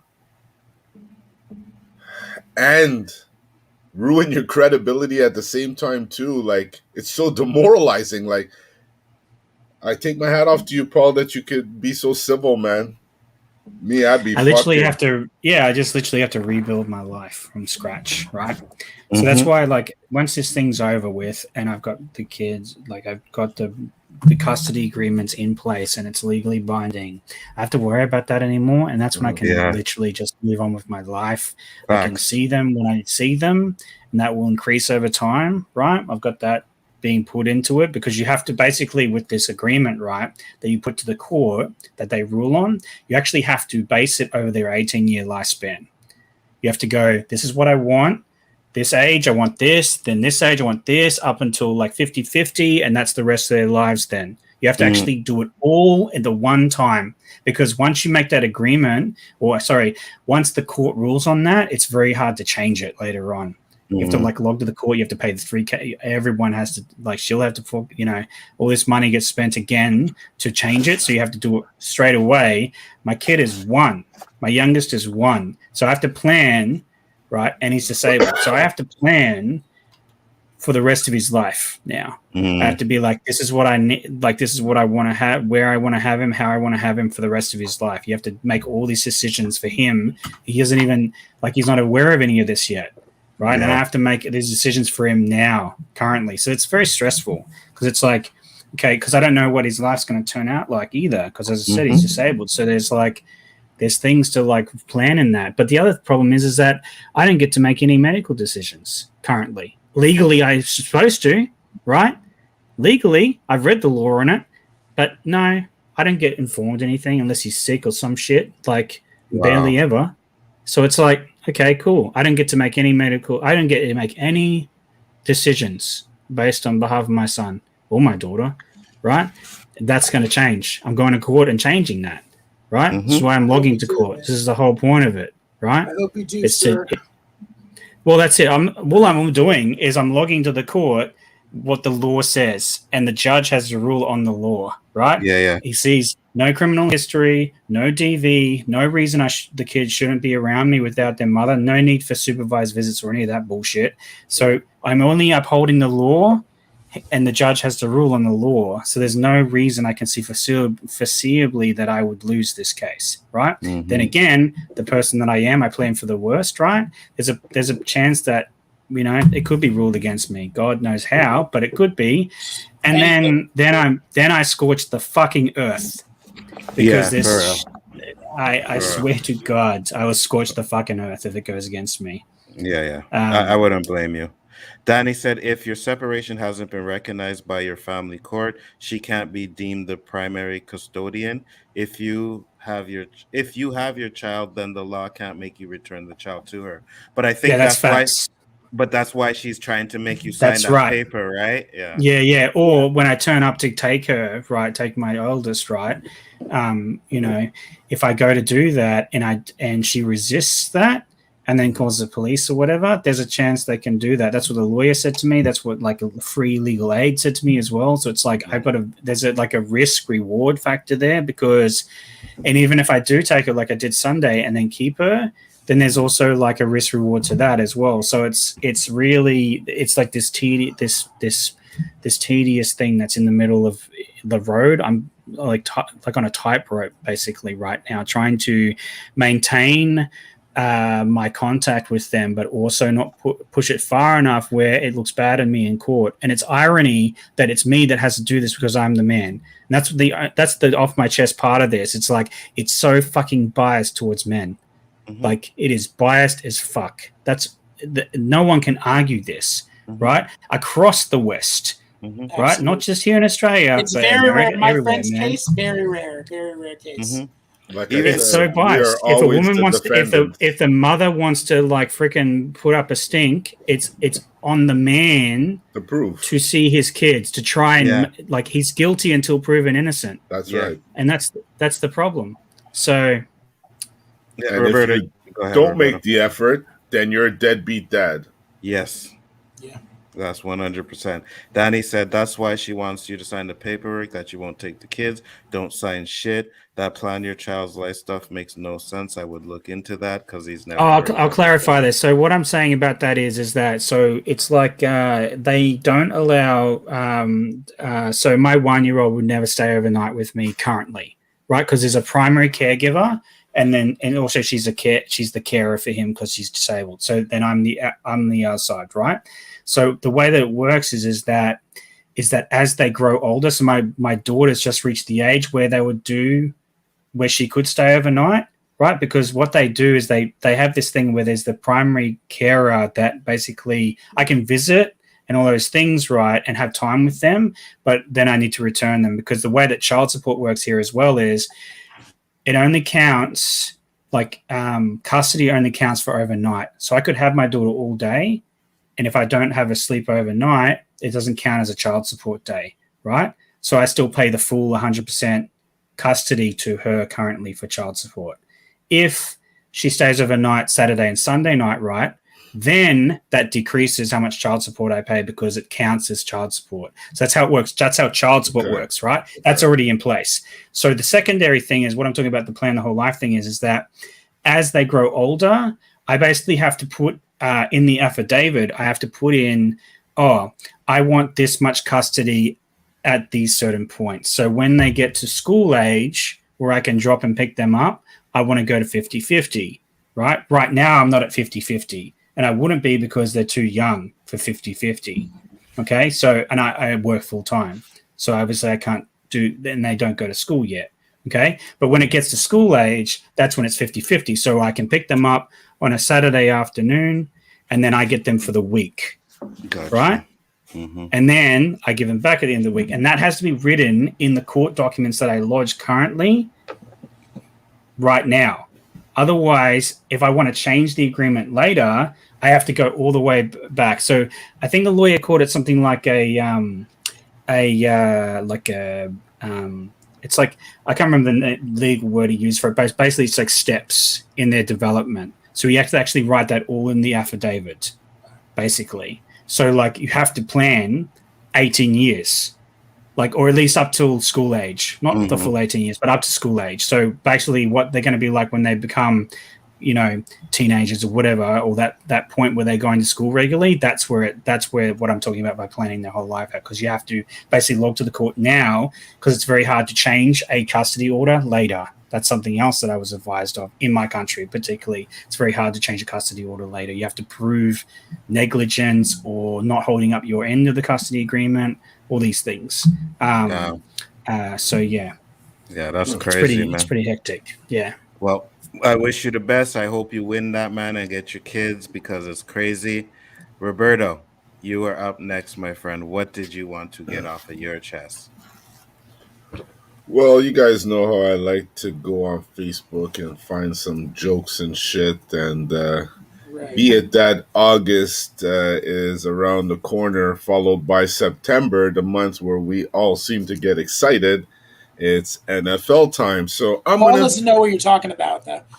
Well, he's gonna find out. I'm gonna let out an official sports rant on the O.O.C, which I don't think has been done yet. It's cool, man. No, go ahead. It just fucking enraged me. I'm going through looking, and I think I've blocked almost every Cowboys point of any kind of meme I can get. Anything cowboy oriented, I have blocked. And then I get this thing. Vegas picks Dallas Cowboys to finish first in the East. And I said to myself, what the fuck have these guys done in the past 2 decades? Not even 2 years, 2 decades, that they should even be made mention of. There's so many teams in the NFL doing way better than Dallas, but yet they keep talking about Dallas. Dallas. I can't fucking stand them. I'm letting you know. If anybody on here besides Mads is from Toronto, you know how Montrealers feel about Toronto. And sports fans, we totally don't like Toronto. But I can tell you, I have Dallas Cowboys above Toronto Maple Leafs as my most hated team franchise in sports.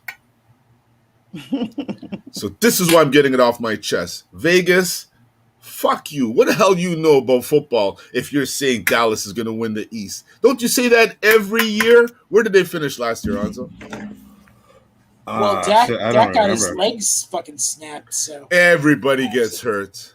Don't want to hear no crying, because all the time my quarterbacks get hurt and go down. I'm just saying what happened. You're not even a Dallas fan. Don't even try it, Josh. What are you talking I know about? you're a New England fan. I'm just trying to make a point. No, I was making a point. I just want to pull out some Dallas fans. Sorry, Josh. Oh no, not at all. I don't there. like fucking Dallas at all, dude. I'll just be honest with you. Like for me, I wouldn't even fucking give a shit about the Cowboys. Like if it wasn't for the fans, which my friend That's why I hate them, not because of the team. Oh, I said it before. Yeah. The fans make them the most hated. They'd be irrelevant. Hey, this is something I can get on, right? There's an NRL team here called the Cowboys, and I've been to their stadium once when I lived in Townsville, right, up in Queensland. I hate the fans as well. Like I can get on this. I hate Cowboys fans.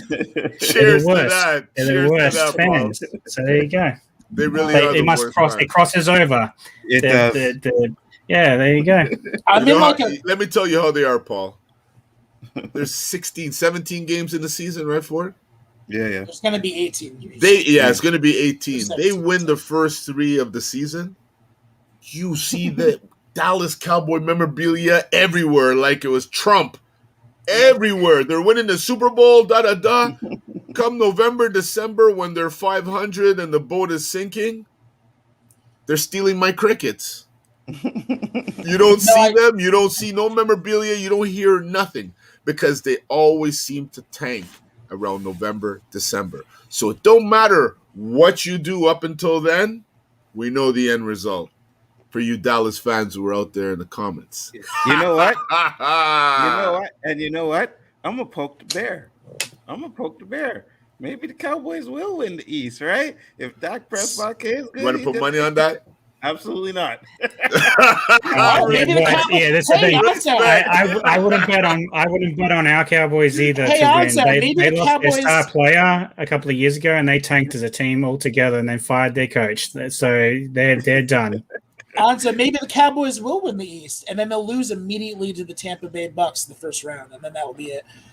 Like any other team that wins the East. Like any other team that wins the East. I could talk shit because my team's undefeated against Dallas so far. So is mine. They stole the name from my team, so now we're 2-0 against Dallas. So we're undefeated as Washington against the Dallas Cowboys. So the Cowboys haven't beat the Patriots literally in 2 decades. You can go look it up. I always get on my friend about that. He looks it up on the computer. I'm like, well, we only play each other every 4 years. I have a question. Yeah. So are there so let me describe this in a way that's understandable. So there's when certain teams, so just say Cowboys for example. So our Cowboys here, right?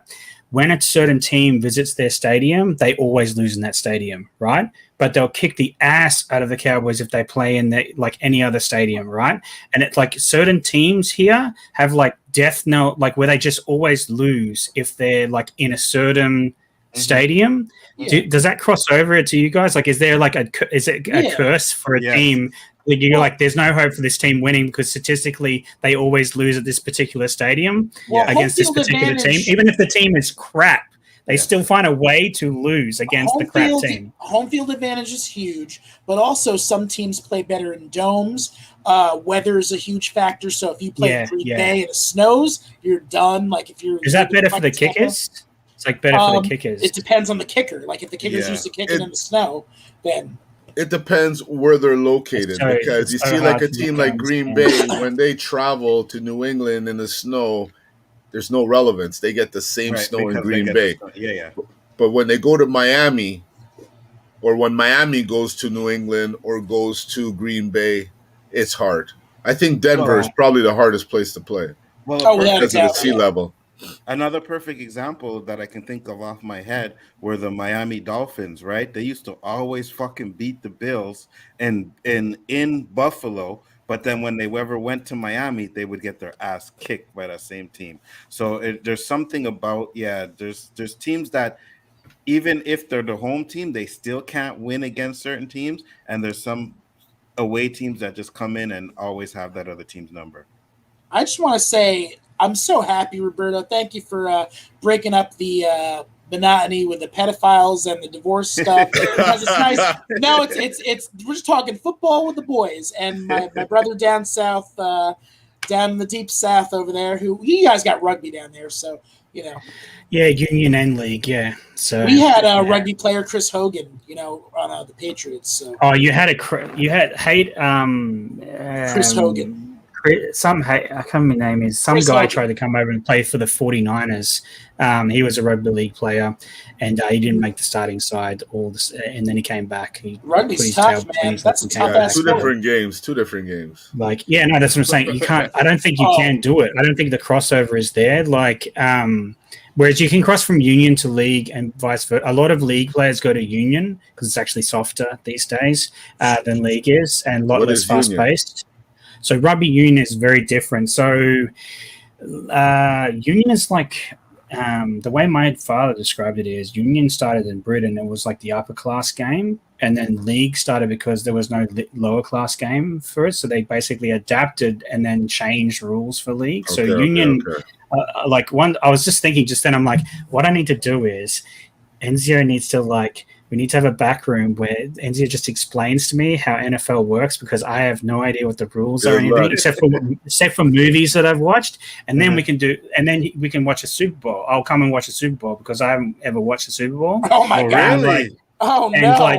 And what I can do then is I can do the vice versa, and I can show you like a game of league and show you like what the rules are, and then we can watch like a State of Origin or something. Like I'm sure you know cricket, Paul. I know cricket. I don't watch it. It's boring. Okay, I was gonna say because we could watch hockey together, and then you could explain cricket to me. Because ice hockey, I haven't watched any ice hockey. Cricket Crew, shout out. I don't understand that game at all. No, I don't like it. Most people that go live to the game just use it as an excuse to get plastered, especially in Australia.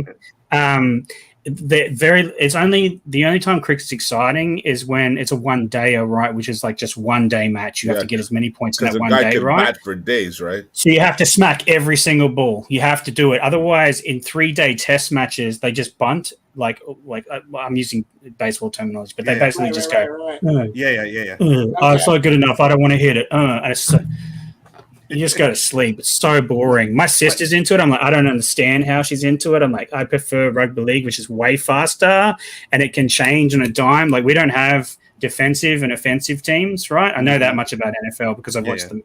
I've watched movies to do with NFL, baseball, rugby, and hockey, like ice hockey. That's all I know. That's my knowledge of those sports is from movies. Okay, Waterboy is my knowledge of NFL. But yeah, with NRL, you can intercept a pass and then you have to become defensive straight away and chase down the player who's going for the try. You can't throw forward in rugby league. You have to pass backwards. Otherwise, yeah. So there's a lot of differences. Well, we have. Hold on, Josh. Danny sent a $3 super chat. He said, "Peace, brothers. Going to sleep. Sister is coming. Respect, Danny. Thank you for popping in. Much appreciated." And Paul, I will definitely take you up on that offer. I'll tell you this though. It took me like a full year to completely understand football, though. I can give you the NFL? basics. Yeah. What? When I first started, the first time I watched because I know about, like, this is the thing I know. I know there's an offensive and defensive team. I have no idea what the yardage stuff is, like anything to do with that. Mainly because I use the metric system. But I don't understand it, right? I understand what the quarterback is supposed to do. Like, he's the one that like throws the ball down the line, to like whoever's running. I don't know what you call the person that runs through to catch that ball. Right. You're running back. Wide receiver. Then you've got the blockers as well that sort of the block the defenders or whatever. Tackles and guards. But all of those things you don't need to know, Paul. You just it's important. That's later on. Basically, they got to go around and they got to either sack the quarterback before he can throw it, or they got to sack the running back before he catches it, or catches it and before he can get over the goal line. That's what I assume. I'll explain it to you like I explained to the some of the girls at the club because they watch it with me. I say when you see a team going in one direction, that's the offense. The defense is trying to stop them from going in that direction. So if they're trying to go right, the defense wants to stop them and keep them going left. And you see, so like you can kick on the fly. there's a lot of there's No, like kicking our is game very is so different. much. It's Yeah. so weird. Like our Okay. game is like so much freer than that. Like so, if you hit behind the 40-meter line, right? If you kick it, right, the halfback. So I have to explain like the positions as well. But like the halfback, if he kicks, the two halves are the playmakers of the game. So they make the plays for the game. They call the shots, right? Typically, one of them is a captain of the side, but sometimes the fullback is the captain, right? The fullback is the last line of defense for your try line, right? And they also are the ones that usually get back and catch the ball after it's being kicked. Right. But like they kick the ball behind the. Yeah, this is the thing. Like it's completely different. Like, this is one thing. I'm really keen because like to learn both sides, because it would be really interesting for me to explain it in the middle of the game if I just pause and tell you like what it means, like what's happening here, and if I can sort of get like you to understand it, then you can watch like a grand final with me and like get the even though the grand final is not actually the most epic part of our game, the State of Origin is, and it's it's like our Super Bowl. Like the State of Origin is 3 games between 2 states. Roberto, you want to do a little training right now? Let me find a football play. I make it as simple as possible with my wife.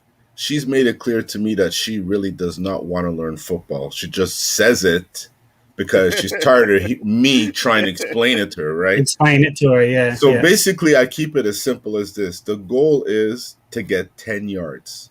Yes. 10 yards keeps you going. Is that marked then? And then you go from there, you reset the line. So and you go we again. receive the ball. Right. It's marked on the 20. We have 4 tries to get 10 yards. Yes. If we don't pass midfield, it's in our best interest to give the ball to the other team. Do you understand? So if I make and then become defensive. Yes, exactly. And then they have to do it the other way. Now, if I Right. have success all the way, it's 7 points. If I get within 40 yards of the opposing team's field goal or pole there that's in the middle, like the U pole, we can kick the ball through like you do in rugby for 3 points. So you see, if you explain rugby to me, Paul, I would want you more or less to explain the concept of the game more so than the positional points of the game. Yeah. So the idea is that you have 13 men in the sides, each side, right? The idea is to get a try, which is a 4 points. So that you have to actually go over the line, the try line, where the spokes are, right, with the ball, and put it on. You have to have downward pressure. The rule is downward pressure over the try line. You can't just run over it like you do in NFL. You actually have to put it on the ground before what we call the dead ball line, which is the end of the field. All right, 2 points. Right after that, you get a shot at goal. Depending on where you scored the try on the try line, is how far and the angle that you have to kick the ball from to go through the spokes. Right. Really? So if you do it right under the sticks, you get right in front of, like, at least literally 4 meters from the sticks. You get, it's like a free 2 points basically, because your attacking side has worked well.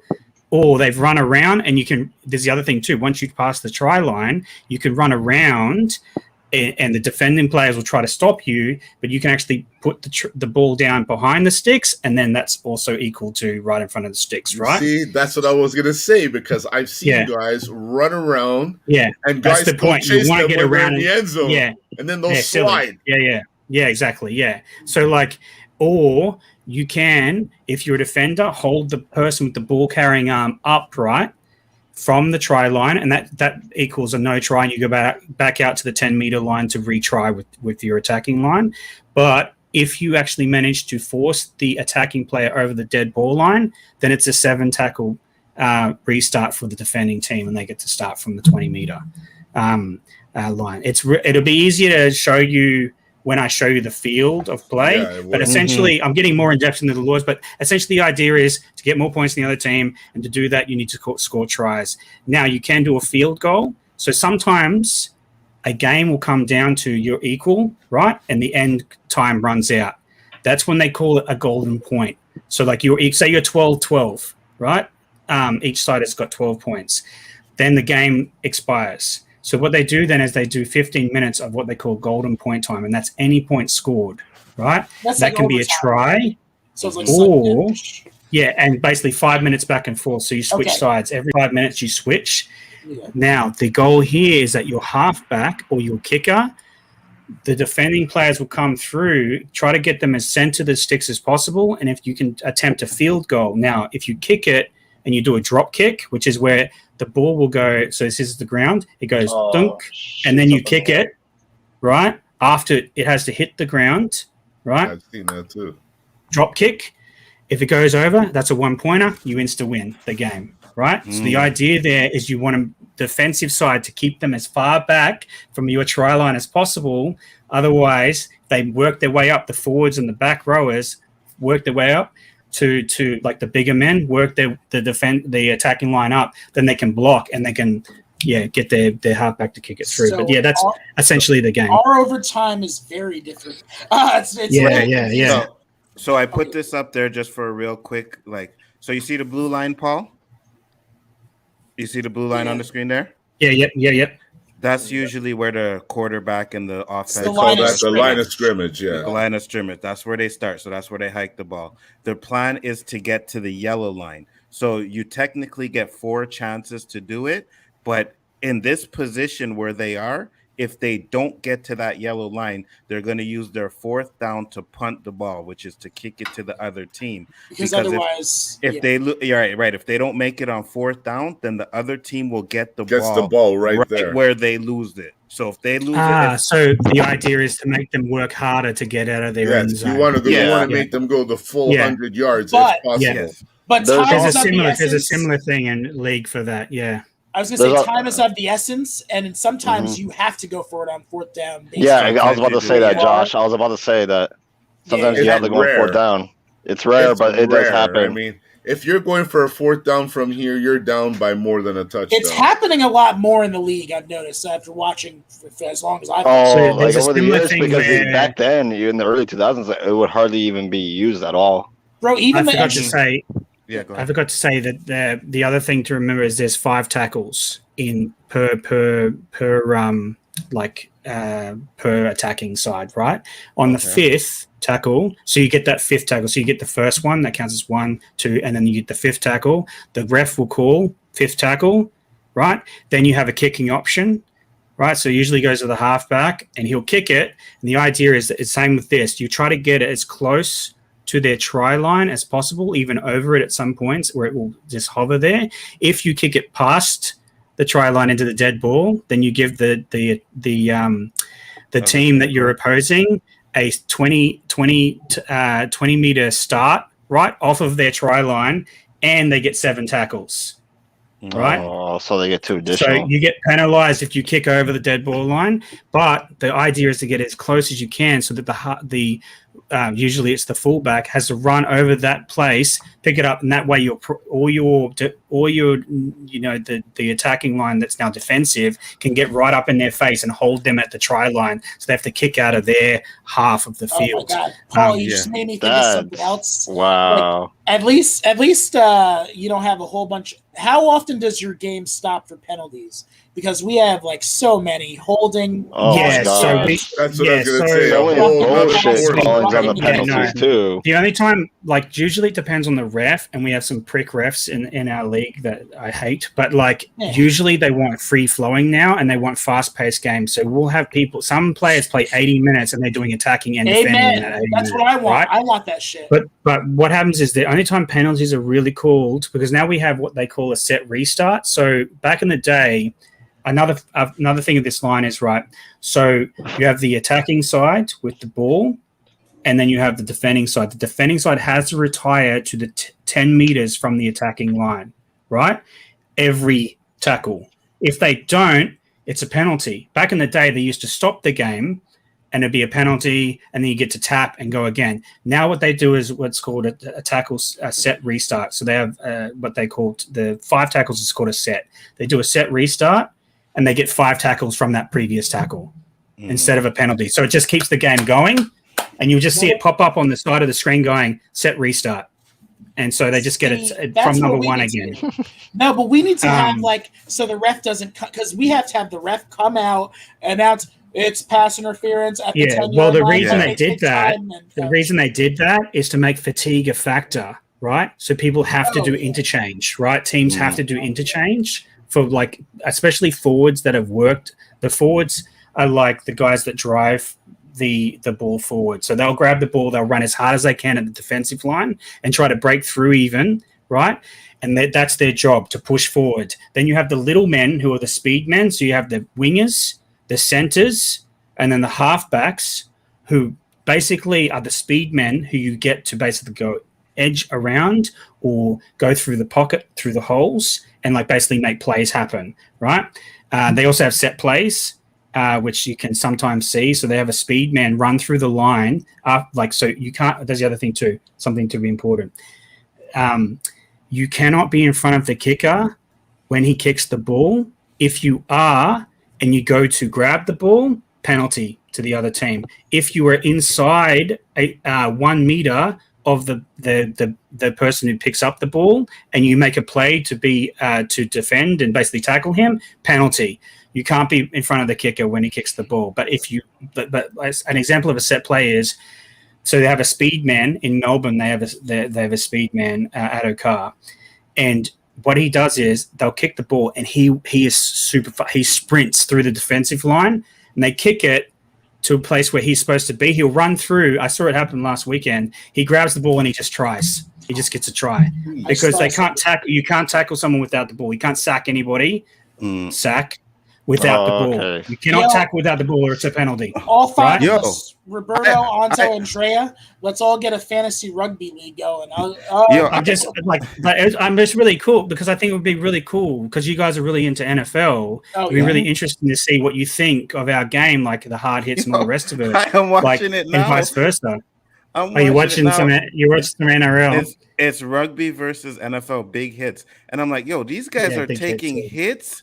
There's no pads. Nothing. And rugby, no helmets, no pads. You know what the craziest thing is? I got to show you a video. In Italy, I think it's in Sicily, they're doing like one giant festival. I think they have 50 men, like 25 on each side. They do like kind of a mix of rugby, football, but also like boxing. Like you can just get into a fight, kind of like you would do in hockey. And that shit is crazy as fuck. Yeah, it's crazy, man. That sounds crazy. It absolutely is, yeah. I'll find one for you, and I'll show you the top here. This is let's go big hits. Like you're moving the ball down the field, you're in like the 50-yard line, and then somebody's just like, all right, let's go for a fist fight. Kind of like this will probably work if I keep it muted. Channel 9 won't fucking claim it. But check out. I'll share this. I've got it muted, so it won't pick up the things, but. This is 20 biggest hits. So this State of Origin has been going since like the 1980s. Okay. But yeah, back in the day, I remember when I was a kid, just before I show this, when I was a kid, I remember a State of Origin game. And this guy, one of the New South Wales, because it's New South Wales versus Queensland. That's how State of Origin works. And it was a game in New South Wales. Like, this guy had his head split open up here, right? Mm-hmm. And the game was still running. He was on the sideline, and the trainer was up there, and he was staple gunning the things shut, and it got latched, and he was just like, get it done, man, like because he could get back onto the field. Like these guys are hard as the coffin now. Like that's crazy. But yeah, we'll have a look at these. This is old school. He was bleeding out of his. They used to have a blood bin. Yeah, they called it. There's Chief. Damn. So here you go. Boom. There's no padding on these bit guys. Just saying. Let's see if this goes a little bit higher. Bro, yeah, that's crazy. This is the games that I watched when I was a kid. Yep, there you go. Into the dirt. Yeah. Could you imagine the NFL being played? That's like the speed. That's the speed guy that's running through the defense, they're going. Yeah, that's right. So like AKA can get up to 80 kilometers an hour. So there you go. Like here's a one. Oh, that hit hard. Okay. Look how fast you can see them. They just momentum just stops as they hit a brick wall. So these are the props and the forwards just going at it. That's crazy. So they drive the ball up. Yeah, you can dislodge the ball like that. It means it's a knock on. The other team gets it. Damn. That is crazy. I mean, that's the hard hits in the NFL too, but this, I'd say, rugby easily takes the harder hits. Well, I would say this is league, by the way, not union. So union is a lot a lot more brutal, especially in the ruck. So the ruck is what we call when someone gets up to play the ball, in union, traditionally what it is that they don't actually do like a thing. They have to push the ball out the back and let the other team grab it. Let their team actually grab it from them and then start playing. And you basically have unlimited tackles in union. That's the real big difference between union and league. But the ruck is basically what we call the ruck is where the play the ball happens. So after they get up, if they get up, then they put the ball on the ground. They push it backwards, and they have to put the ball under their foot and push it back to the hooker, which is the number 9, who will then be the dummy, what they call the dummy half, and he passes it to the next prop to take the ball up. But yeah, if you don't touch the ball, it can be a knock on, like all these things. But it really depends on look at how far they drove that guy back. Damn. The other thing is like there's a true hatred between State of Origin. So the other thing, some of these guys like will play together in club football and they're good friends. When they get on this field and they put these Guernseys on, which are New South Wales and Queensland, we have this saying here where it's like state against state, mate against mate. So basically, I get it. They hate each other. They want to hurt each other when they get on this field because it's basically it's gone on for this long. So like the rivalry between New South Wales and Queensland has gone on since the 1980s and it just grows, right? So like they will play with each other at club football. Like I literally watched the State of Origin a couple of weeks back and the two centers actually play with each other and they were like almost fisticuffing each other because they were in these Guernseys. Like they hate each other in the thing. But yeah, it's like it makes for a great game. There you go. Out. He got put out. He's still driving him, even though he put him out. Hey, man, that's kind of like football, too. There's some hits. The only thing is these guys got no padding, so yeah. This is, and I shared my thing with you. This is like what they do in Italy. But I will say that it's changed a lot since that time because this is the fighting football thing. Hold on, let me how NFL, NFL, right? Yeah, that's all brawl right there. How you had all that the head stuff happen. Yeah. Mm-hmm. I think one player brought it to the forefront because he got like a brain disease or something from it. I forget his name. And anyway, in an instant. When that happened, that's when we changed the rules here. So there's like penalties for hitting the head high is what we call it. Mm-hmm. And if you get really hit hard and smacked into the ground, the doctor actually has to head check you. We call it a head injury assessment. And if you're concussed or anything like that, you can't come back onto the field. Yeah. So we have all those rules now. Yeah.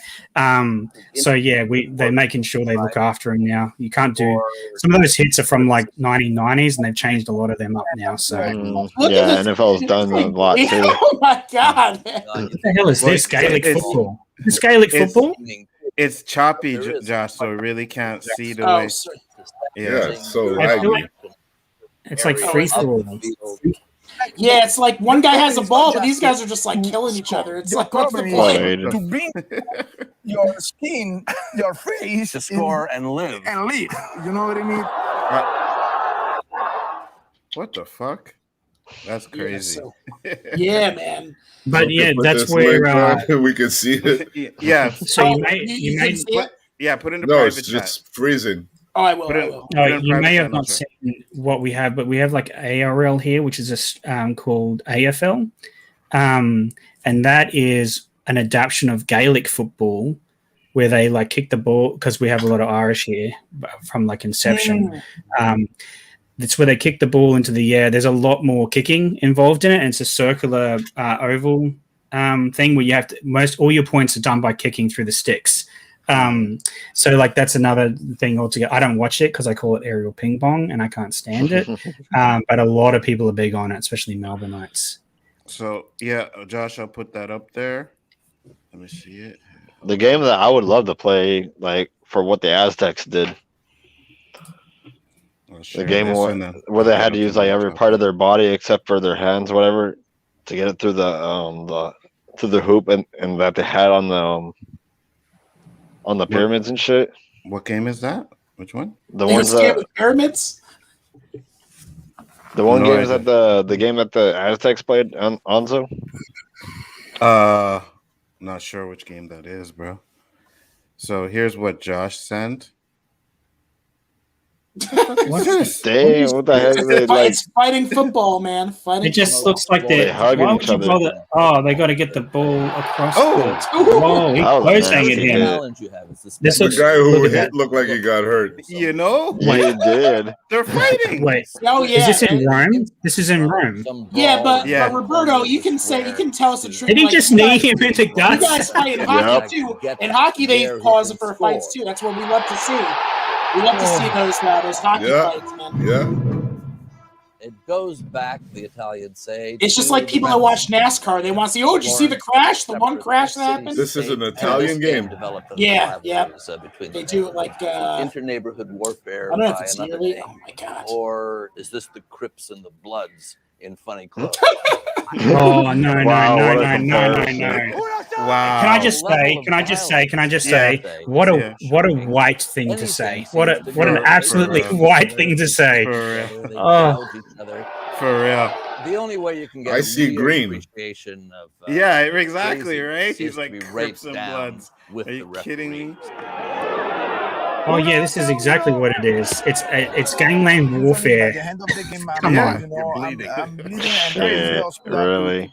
Yeah, it's definitely not Crips and Bloods, but it is fucking crazy, man. Holy hell. It's like It there's is pretty one guy crazy. with a ball. It's like why even have the ball in there, bro? See, I don't know about these guys, but in hockey, you literally take your friend's head off and cheers him with a beer after the game, you know? Yeah, I that's don't know well. That's about exactly that one. that's state of origin that they do. We do that too here. Like, there's been like rules that have happened in stadiums between fans, and they'll literally brawl into the street, and then you'll find them at the pub like an hours later, like just drinking and cheesing each other. Like that's how we do here. Like, I want to shell out the money for a hockey game and sit right in front of the glass, like right in front of TD Garden, just so I can see like. have they stomped that out yet? I heard that they were stomping out enforcers. They can't take hockey fighting out of Fighting hockey. out of hockey, yeah. It's systematic now. Before They you look tried the it. wrong way, bang, bang, bang. You know, now You know what my hockey knowledge is? I'll tell you, I'm being honest. The Mighty Ducks, that's my hockey knowledge. Mighty Ducks? That's it. That's it. Those three movies, that's it. I just know Iceland is my evil. brother-in-law's favorite team is the Mighty Ducks. He has But, a like, fucking, he I has a had the Mighty jerseys- Ducks, I had the he has a Mighty jerseys when Ducks I was a tattoo on kid. his arm. They're just the Dude, Ducks. I had the by the way. jerseys when I was a kid. Like, I loved that movie. But yeah, that's all I know about ice hockey. They're only the Ducks. But to Roberto's point, they did try to get rid of fighting in hockey, right, Roberto? Remember when they tried to get rid of it? they were contemplating it. And that Fuck game that. that game went down, bro. I watched that Nobody shit. watched it anymore. And then You know what? I'm sorry to say, since hockey's been Americanized. Get out of here, Roberto. You like the fights. Don't be lying. I know Yeah, but like- you guys are trying to take the fights out. That's what I'm trying to we're say. trying to take the fights? Yes, Oh, yes, Yeah, you America are. has. No, my Yes, you friend, are. I'm so sorry. I apologize for You that. better stop Gotta that keep- shit, gotta you keep know, them because us fights in Canadians like to fight over a little Hell yeah. plastic puck. Hell yeah. Oh shit! So That thing here's- ain't plastic. It's plastic. No, it's That shit is rubber. hard as hell, man. I used to have one of the brewers. Here's- Forged rubber. here's my topic, guys. Get it on there.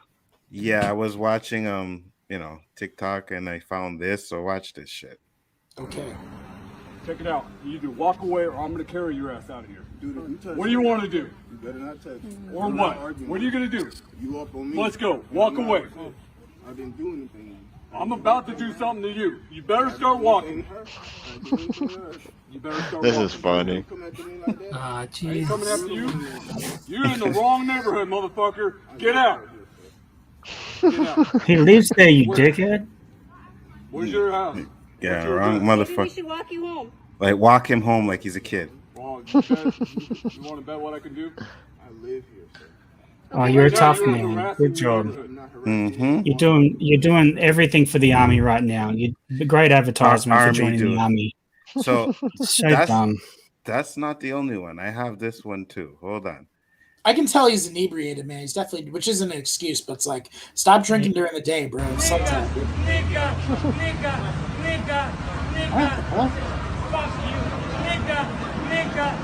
Is this a fucking...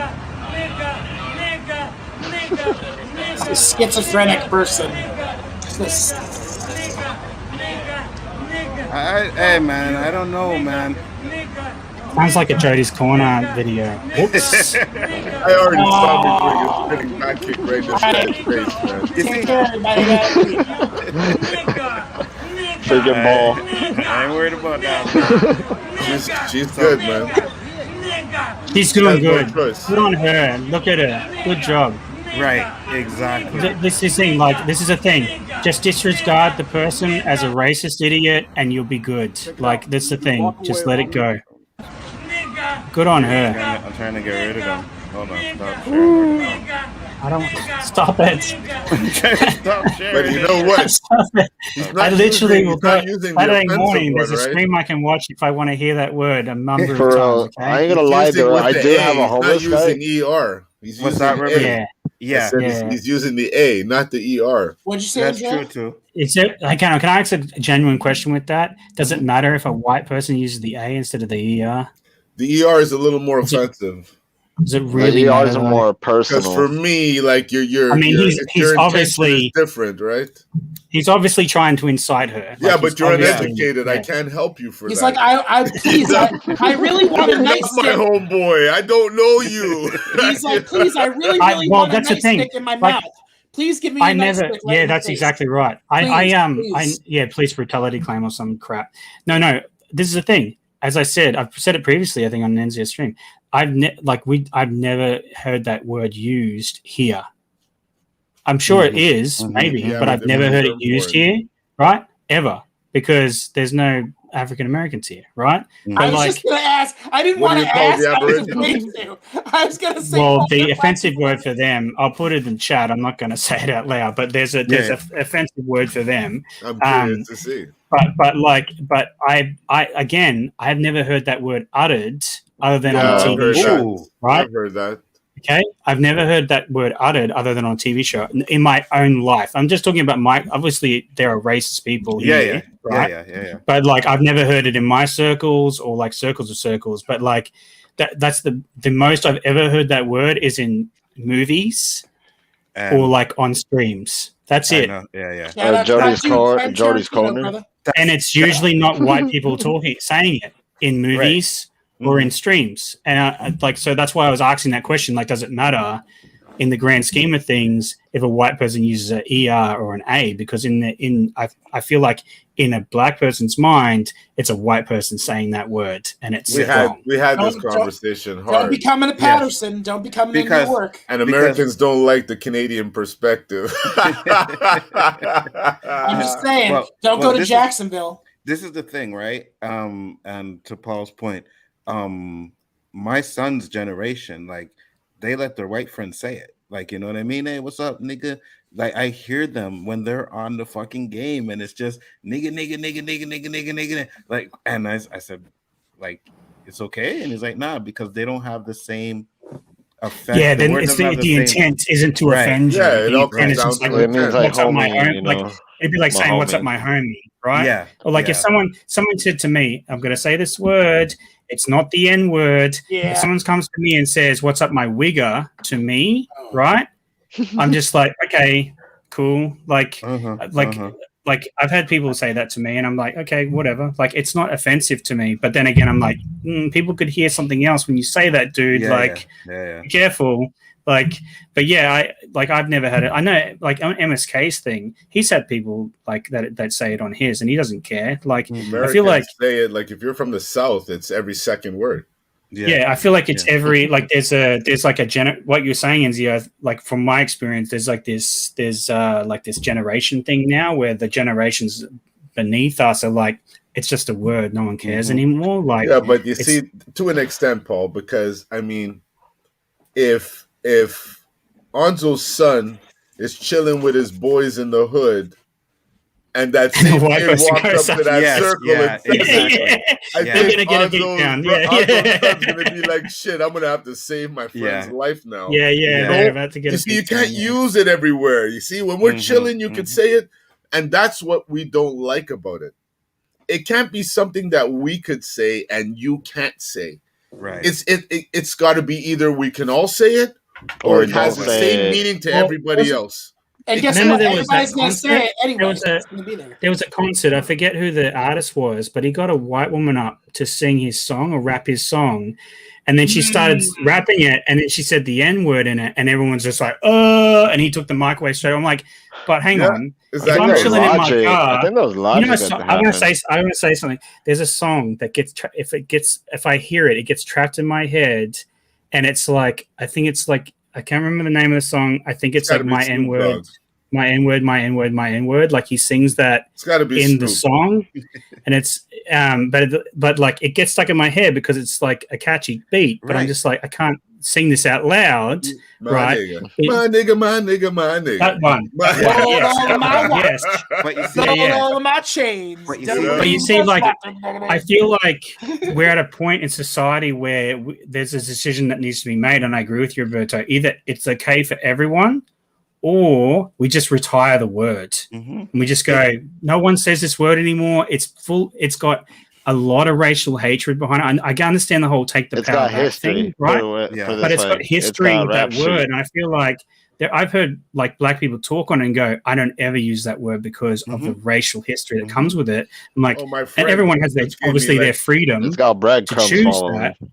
But I just feel like these rappers that's, do all this stuff, right? It's like if you want your primary audience isn't just black people, it's white people as well, right? Sell their soul for this, Paul. No. Paul, I'm gonna add. Yeah.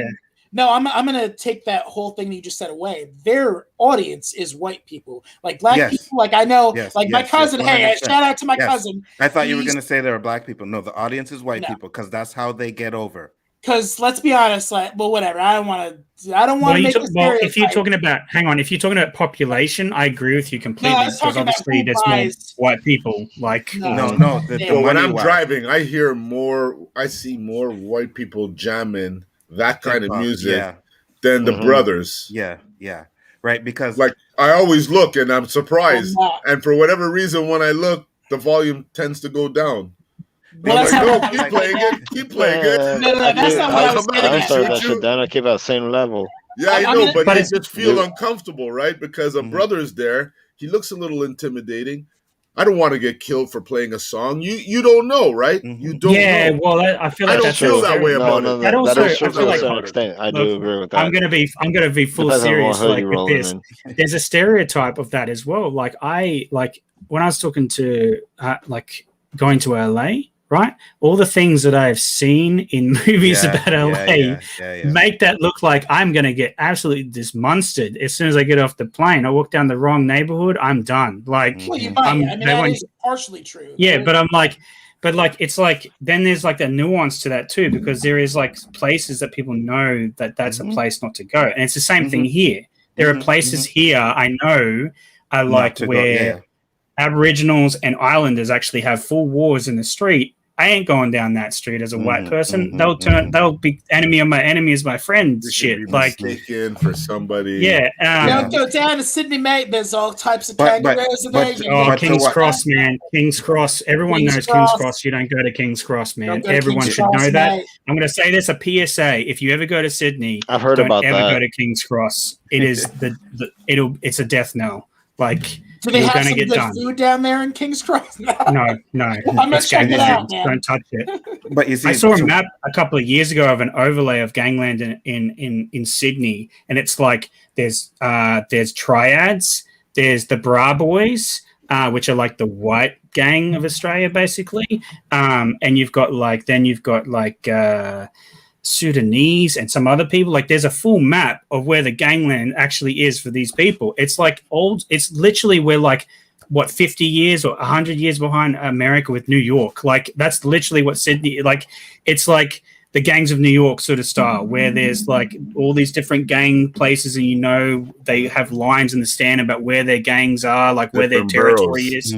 This is exactly the same as Sydney. They have these boroughs where they're just like, you don't go into this area if you're not friendly with this gang. It's crazy. Like, and you see, that's to your point, right? When you said about LA, because there's places in LA you can go, but what they show you is don't go to LA, don't go here, don't go anywhere near it. I used to think that way about New York Especially if you wear the wrong color in LA and you turn a certain corner to a certain alley, you could be wearing the wrong color. Right. You I'm not might get wearing lit up. red. I'm not wearing red anywhere. Like when I come to the States, I'm not wearing red. I'm not wearing blue. I'm just Don't gonna wear be white either, just though. black. White I'm is just gonna wear black. White is the Just gonna be black. Nuevos. Yellows is the Latin Kings. You can't wear yellow, blue, green, Yeah, red. no. I'm Don't wear brown. anything. Fuck that. I'll just wear all the colors. I'll have a red hat. A No blue then you're gonna gangsters be. are That's a interested. different gang. Man, Hey, you no wear all the gangsters are interested in earth colors, man. They want all that vibrant Hey, shit. Anzo, you I'm wear a red, different yellow, color. orange, blue, green. I just wear and browns and purple. blacks. Browns and I'll blacks. That's it. I'll show you where to go, bro. No, they got BP. They got BP down here. What they call Brown Pride. Oh, man. Yeah. BPG, BPG, Brown Pride Gang. They got I'm gangs serious out here though. that Like are nice, too. I've had like my thoughts on that is like I'm glad I got guides now when I go to the States to the place I'm going to go. I've like got people there that can actually be like, this is come to these places. But like, but yeah, like when I first was thinking, because I always wanted to go to the States, it's been like States and Canada have been like States, Canada, and Japan are like on my bucket list of where to go before I'm dead. I want to live the rest of my life in Japan. And like going to the States, I've always been just like, I'm like, if a cop pulls me over, I'm literally going to put my hands out the window and get on the ground immediately, because like every single thing I've seen come out of the States, you're all set. It's like that's what I've seen though. That's my experience of the States, because I watched Cops for years, man. Like, and I'm just like, I don't want to be tased. I don't want to be shot. I'm not going to do anything threatening. I'm going to be like, yes, sir. Yes, sir. Yes, sir. No, sir. 3 bags full, sir. Yep, I'm good. Like, please don't murder me. I'm good. Just I'm go, just yes, visiting. meow. Should I give you a little scenario, Paul, of a situation I got watching Cops? Go ahead. I went with a friend of mine to Philly, and she brought me to this barber shop, and I could see like 2 blocks off there was a boulevard, and there was a bunch of cops down there. I could see them, and I asked her, what's going on? Are they planning on raiding somebody? Are they coming over here? She goes, the cops don't come over here. I go, so what are we doing here? Like, those are my exact words. Like, what are we doing here? You know? And sure enough, the people that we were with were safe people, right? So a month goes by, I'm watching Cops. And it was an episode. No, I wasn't in an episode, but they were in Philly. They were in Philly, and they were doing like some kind of get together before they went to wherever they were going. And I said, you know, that fucking street looks familiar, because in Philly they park in the middle of the street, like their boulevard is maybe 12 lanes wide. And the 4 inside lanes, they park there too. So I thought they would just park, right? Sure enough, they had a paddy wagon there and everything. And they go, okay, we're going to go in, get him, and get out. They fucking fly in that area I was. They run in, hut, hut, hut, hut, hut. The guy's shot on the floor. They put him on a fucking wooden gurney. Hut, hut, hut, hut. Throw him in the van. Speed back to that same street where they're chilling. The ambulance is waiting there, and they do all their stuff there. I said, what the fuck? Is that Vietnam? Like, where was I? Where the fuck was I? Just good old Philly, PA. Wow. I had no idea Philly was like Andrew said. I envisioned maybe New York, L.A. It was my favorite show for a long time there. Not Philly. Philly is tough. I always like, pull the taser out, do it, let's go. That, or when the dogs got involved. Oh man, like where are you in? Some of my favorite episodes. San Jose. Okay. So one last thing before I look like I hate Philly. The food is fucking amazing.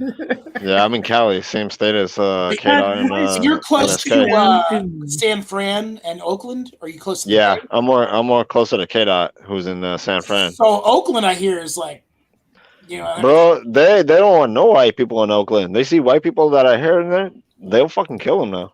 That's why they moved the Raiders, man. They moved them out to Vegas. They're like, yeah, we gotta go. Because all that Black Lives Matter shit that they're going on, and especially what recently, like in last several months, that's why.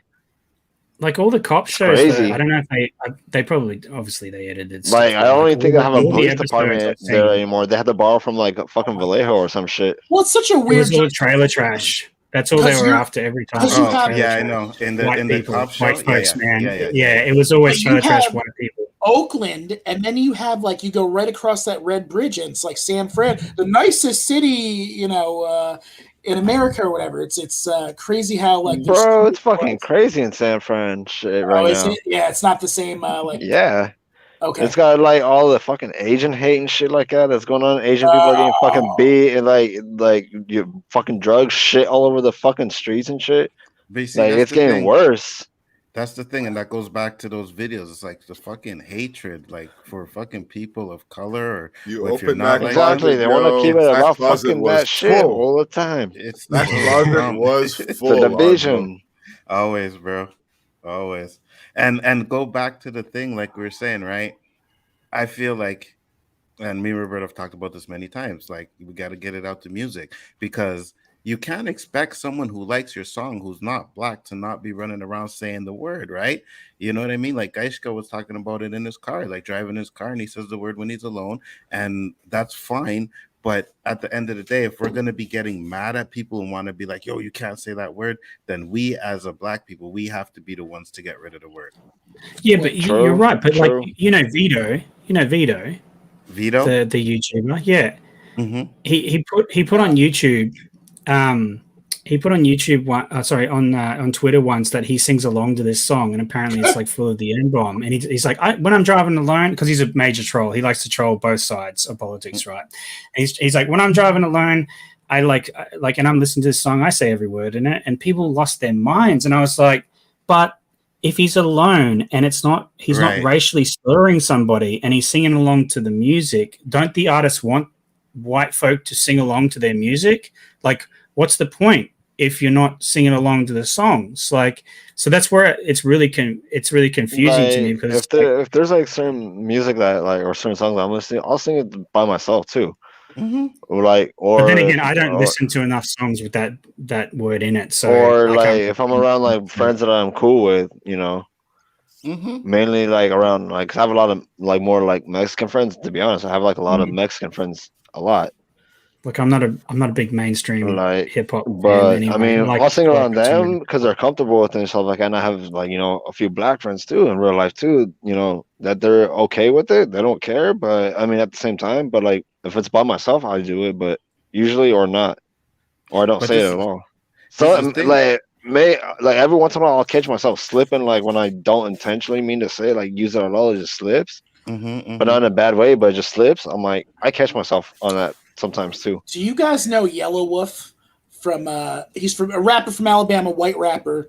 I saw an interview with him on one of those hip hop shows. He was saying, dude, I was raised down here in Alabama. They said you better not say that word. So he never says it in his raps, because there were a couple white rappers who wound up saying it. And Tekashi was one. Yeah, Tekashi. Tekashi too. Yeah. Oh, Eminem did too. Eminem did. No, never. I don't think so. Never. No, he didn't. He dropped the F.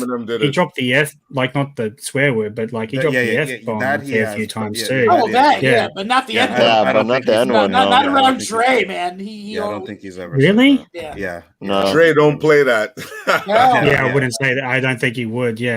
Eminem, I never heard him. He's with, all of D12 is black. The rest D12, yeah, he wouldn't do it around D12 or anything. Probably in private, maybe they have like a thing. I don't know. Never. I think Ash knows what you're talking about. Yellow-Who, don't make me go pop the trunk. Yeah, that's I forget what you call it. Alabama. It's very specific type of rap. It's good though, man.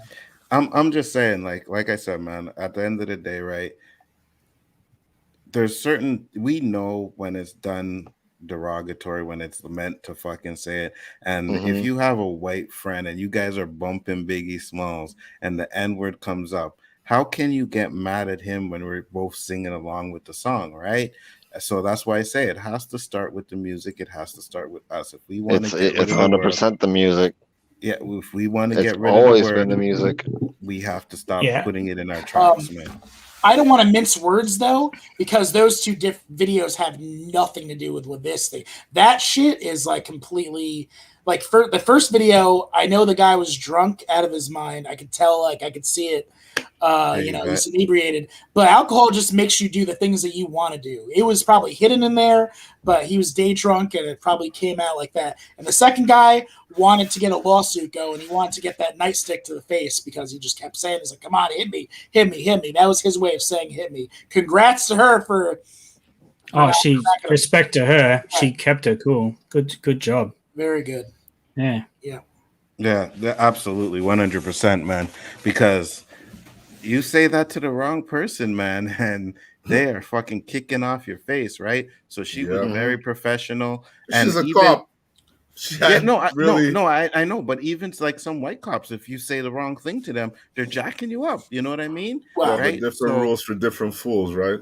Yeah. But what I was saying is just the kind of tolerance she had was great. But at the end of the day, like I said, it starts with us. If we don't control it, people are gonna feel like they can say it. Like that guy, those guys were straight up racist, whatever, so they would have said it anyways. But if we definitely want to get it out, we have to do it ourselves, man. Because what we do is we make it cool to say it. You know what I mean? When you hear it in the track, it makes it cool to say it. Takashi thinks he can say it. I think even there was an interview with Fat Joe. Fat Joe says he says it. So I'm just like, man, I don't deal with that shit. Yeah, it's a good point, man. That's a good point. Yeah, man. Fat Joe I think it was an interview he had where he's like, yeah, I should be able to say it. And he's not white, but he's not black either. You know what I mean? Right. And that's the thing. People feel because we say it, they have the right to say it. And we, as a people, we have to be the ones to change that. Because I try not to say it. I agree.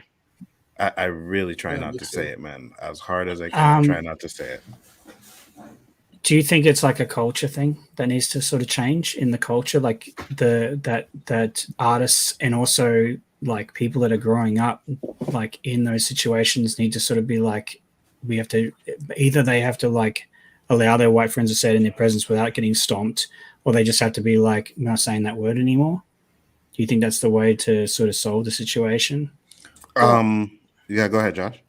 What happened with that guy? I hope that he got blasted though. The first fucking guy, because dude, like, guy's minding his own business, and you're just sitting there saying, "Get off my block! I own this whole block." So I hope that the police did something about him, because you can't just go up threaten people. We don't know, but that's true. But to answer your question, Paul, I don't know, man. I mean, I think we have to get rid of it in general. So it should be like, we have to set the example. So it's like if we stop saying it, and we can get other people to stop saying it. But until we stop saying it ourselves, until we stop putting it out, like there, it starts with the like mainstream rappers like that do that because they want to be all G, they want to be gangster. They think there's, and some of them maybe, most of them are fucking posers trying to be gangster. Really, they'll just use a different racial slur if they're not going to use the N-word. They use a different. Well, that racists are going to be racist until they're done, right? You get taught to be racist, so the way to stomp out racism is education and people actually growing the fuck up and realizing that we all bleed red. And and about racism, I always agree with Morgan Freeman, the way he always viewed it. Stop talking about it. Stop fucking making it the forefront of things. Right. Yeah, and that's don't it. Yeah, give it power. Yeah, exactly. He understood. He understood. I told that to many people, and they still don't understand it. They think, well, if you're talking about it, then you're keeping it alive. Yeah, absolutely. If you don't focus on it, it doesn't exist. That's at that exactly point. what we're doing. What's up, Chill? What's up, Lunga? You guys doing? And that's the thing. It's that's why I say it's us, man. We gotta stop it, bro. Because the older generations, like my dad, one time I was like maybe 18 or whatever, I was talking. I was like, yeah, what's up? He said the word. I was like, don't ever say that word around me. Like straight up, don't ever say that word around me. So the older generation, they know the meaning of that word, whether it's with the R-E-R or the A. It was like, no, don't say it. And I find that the younger generation now, they just have so much tolerance to it because it's everywhere. It's A lot of perforated the movies. culture. Yeah, it's everywhere. It's- You know. I was about to say that way earlier about that too. It's the culture. Yeah, 100%, 100%. And But I we don't think gotta. it's just on you guys. I think it's also on, like, my parents raised me not to be racist, right? Mhm. To treat every person the same on the my favorite thing from MLK is like treat people on the content of their character. Like, Exactly. that thing is where it's at. So I'll judge you on your character. I don't give a crap like about That's the other why, stuff. based like, on your actions, based on what you do, yeah, what you do, like what you Mm-hmm. say, like these things are like these are things that you should determine someone. Now what the like fuck whether this you like someone or this not. is, Like, you know? yeah, it doesn't It's really all matter. about But I what's feel in like here. as much as it's on changing the culture and like not saying it anymore, it's also on the white folk to be to pull up their friends and be like, hey, don't know, that's I not agree. okay. I agree, 100%. Like, don't say that. Oh, I've got a pass. No, doesn't matter. Stop saying the word. That word has power, and it shouldn't have power anymore. It should be gone. Like I said, I understand the take the power back stuff, but I feel like it's not really that anymore. It's become now mainstream to just say it whenever you feel like it, and it's like, it's gone. Like it has a history, and like, I think it's I think it just needs to be gone. I think some words just need to be retired and put on the shelf and not used anymore. And I think it's on white people to be as well, as much as culturally there has to be a shift. I feel like white people have to have a culture shift as well. And that's dealing with racism in general.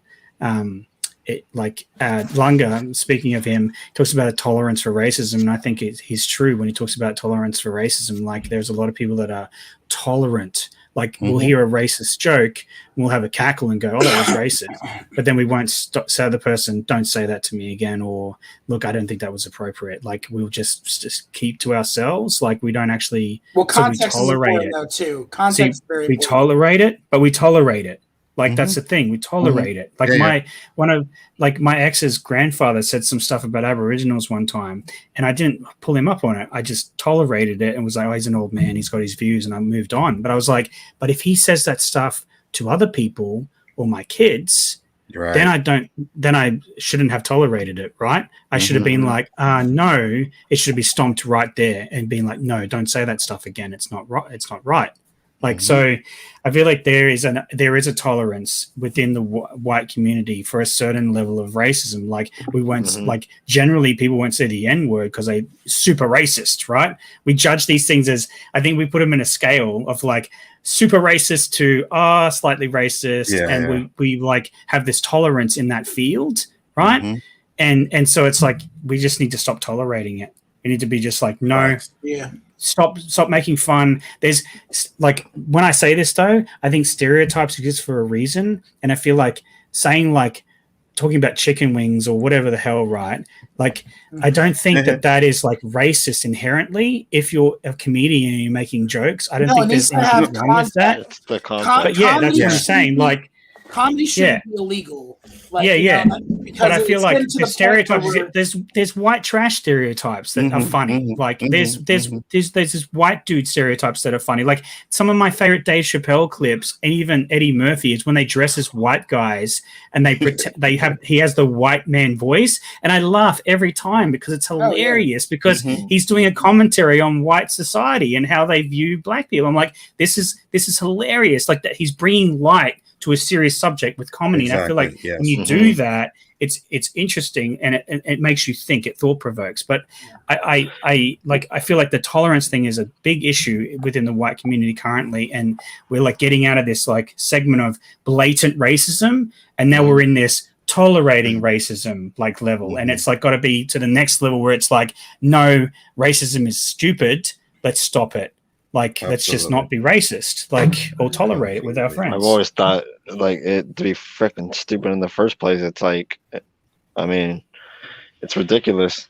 Like, skin color and stuff like that, and what, just because you were born here or whatever, okay, big fucking deal. We're all human. There's always some form of tribalism. It's always, even if it's not race, it's going to be sex. It will be your favorite video game console, your favorite, if you're like Marvel or DC. I know that sounds like it's not like, oh, that's so trivial. No, it's human nature. Human There are nature. people that Yeah. literally like fight over that, like almost Mhm. want to fight to Yeah. the death with their lightsabers. Yeah. Versus Star Wars is better than Star Trek. You guys Mhm. are a bunch of this and that, and calling each other slurs and everything else. You And, fucking nerds, stop watching Star Wars. It's like, dude, what are you talking about? I'm gonna get to some of these chats before we bounce out here, guys. Like I said, it's also a generation thing. In the Yeah. 90s and early 2K, I was given the N card by my black friends. I didn't say it ever nowadays. Yeah, man, that's correct, right? Because my sons, like I said, they're his friends. They say it. He's okay with that. Mhm. But if you're not okay with that and you feel like you don't have to say it or you don't need to say it, like there's no need to really say it, you know. So Yvette said, Helix, completely agree with you, and it works for all races. History is important to remember. History is essential so people can learn. Absolutely, 100%. And one of the things you said, yeah, go ahead. I just said something on that. Like, so my great grandmother was full Irish Catholic, right? And as we know, there's a racist term for Irish Catholics or just Irish people in general, starts with M. And like, if she was one of those people that would do not say that word around me, like ever, right? And my great grandmother was the same, cut from the same cloth. I remember, I think my pop said it one time in front of her as an example, and she raged. Like, so like, it's not just racism. I feel like we have this concept in our mind that it's skin based or whatever, but it also is like culture based as well. Oh, absolutely. So like, Mhm. yeah, so Class. like, there's class based, but like there's a culture based as well, because the British were racist towards the Scottish and the Irish, and they're both white. Like, like skin color, right? But they were racist towards them completely, right? And I know that because my own country's history, putting the Aboriginal atrocities aside, the Irish folk in this country were treated like shit for years. That's why the fable of Ned Kelly came about, because the cops murdered one of his family members, right, unjustly. So he went on a crusade against the police with his brothers and the Kelly gang, like, and they were all Irish. So like, there's like this, you know, there's all that to consider as well. But it's just like everything just needs to stomped out. Just stop, right? Just. It's okay. Like, it's like, I say it all the time. It's just a movie, guys. Like, you don't need to do death threats over a movie. It's a movie. Like, this is the problem. Like, we've got to this stage now where tribalism is like online, where it doesn't even matter now. It's like about like, you're either for us or against us. That's it. There's no middle ground. And it's like, you like the Star Trek, Star Wars thing. Why not both? I like both of them. I like them both for different reasons. Like, why can't I like both? Like, it's silly. You are correct. The way I see it is let the younger generation use it till it has no meaning. Kind of like when you first get the green light to swear at first, and all the time, eventually it fades away. Yes, but that could also go both ways, right? You know what I mean? Yeah. That could get to the point where people actually think it's meaningless, and then everybody's just saying it. You know what I mean? So. That could go both ways. And yeah, go ahead. No, Roberto, in September, man, that's why you got to be a little nicer to them Cowboys fans, right? You know, no tribalism, right? Maybe maybe get a Dak jersey and, celebrate it. You know, don't burn it, right? No lie, it's going to be hard. Cowboys need to actually do some shit, you know? They ain't doing shit. Instead of keep losing. Not making it, dude. And Paul, you're familiar. They kill people over that stuff too, like the sporting events over there. I don't know about Australia, but in Europe, I know soccer. With think about football. You're wearing a red jersey. I'm wearing a white jersey. Dude, I'm gonna literally kill you. Like, dude, it's like some of it's their life. Like there was a guy. It was like Chelsea didn't like they lost the because final of a penalty kick or something. Yeah, they found a guy and he was hanging in his apartment in his jersey. And I'm just like, no, guys, this is the wrong way. It shouldn't be your life. It's a sports game. Like, it's just like a movie. Exactly. You can turn it off and go outside. Like, just stop. Like, everyone just needs to take a breath. College football here, there was a guy who stole the mascot. I think it was the eagle, about Alabama and Auburn. He stole the eagle because that's their mascot. I think he killed the eagle. It's like, bro, like, I think he's doing life in prison or something like that. Craziness, man. Life in prison for stealing a mascot. No, I think he killed the mascot. Killed the mascot. Oh, no. This is stupid. It was live. There's been a few times when there's been death threats on referees and they've had stuff thrown at referees, but those people, because we've got cameras all over the stadium now, those people get zoomed in on and they get banned for life. They can't ever come to another game ever again. Yeah, they do the same thing in American football too. If you do some bullshit like that, you get fucking kicked out for good, and you can. Yeah, you're done. Yeah, good. It should be that way. It should be zero tolerance. You don't throw shit at refs, even if you're upset with them. Don't throw stuff at players. Don't have fights and brawls in the stands. It's the thing is here. Some people use the games as a family event. They take their kids to see this stuff, right? And it's like, you want to see your kid, you want to have your kid witness to some dudes punching each other over a stupid football game. It's a game. Stupid. Exactly. I've been guilty of being angry, but you know what? We can be friends and shake hands. Oh, you can be angry. Like I rile up as I go for New South Wales, I rile up the Queenslanders every time State of Origin comes around. I got best friends who are Queenslanders. I'm like, gonna get you, and we sledge each other, but we're not gonna. I might not shake your hand. Maybe I'll shake your hand next week. All right, exactly. A couple days. Give me a couple days to stew. Yeah, a couple of days. Yeah, it gets a couple of days. Alcohol too. Alcohol's fuels that too. Yeah, Josh, you got a request for next week. Put a purple jersey on. Ask Gonzo why. Oh God, no. The Lakers? Fuck no, hell no. No, straight up purple. Straight up purple. Trying to say he's Barney or something? No. I don't get it. I thought it was the Lakers and Celtics because I wouldn't do that. I'll explain to you guys. Lakers. On Lakers gold jerseys? Yeah. No, they're purple. Purple and gold. Purple. Oh, that was. I got one in my closet from when I was a kid. It's like Johnson, I think it is, on the back of it. Oh, man, that might be worth something, man. Yeah. With that being said, guys, we are going to close it up here tonight, man. It was a great show. So I'm going to let everybody talk about their channels. First up, I'm going to let our special guest go. Paul, tell the people about your channel, sir. Oh, yeah. My channel is HalogenHelix. I'm doing nice. Wow. Let me finish. Jared Dawson with the $49 super chat. Nice. Thank you very much. Love you, my bro. Anzo, call me Lucifer, bro. Much respect to the entire channel. Is that you? Is that Lucifer? I will call you Lucifer. Thank you very much, Lucifer. Much appreciated. The devil done send you some lucha. Wow. much appreciated. What's the price? I think we got the price is to call him Lucifer. You are there you go. Thank you, my brother. Thank you very much. Paul, continue. Yeah, I do a podcast tomorrow. Usually, but I'm going early tomorrow because I've got the day off. It's my birthday, so I'm doing a birthday stream tomorrow. So I have Mike front and center tomorrow, but I'll invite everybody in that I can throughout the day to filter through. We're just going to do some fun stuff. I'm going to leave Nerdman in the comments while we do DC ratings with Mike. So that's going to be lots of fun. But yeah, because those Snyder films are going straight into the trash can. Yeah, spoiler. But yeah, no, I do a podcast usually tomorrow. It's late or early morning, late night for the Americans, but I do it on the Friday night for me. But yeah, I'll be going all day tomorrow, so I'll be starting earlier so I can catch all you guys before you go to bed. So I'll put a link in the thing. If people want to come in, they can come in.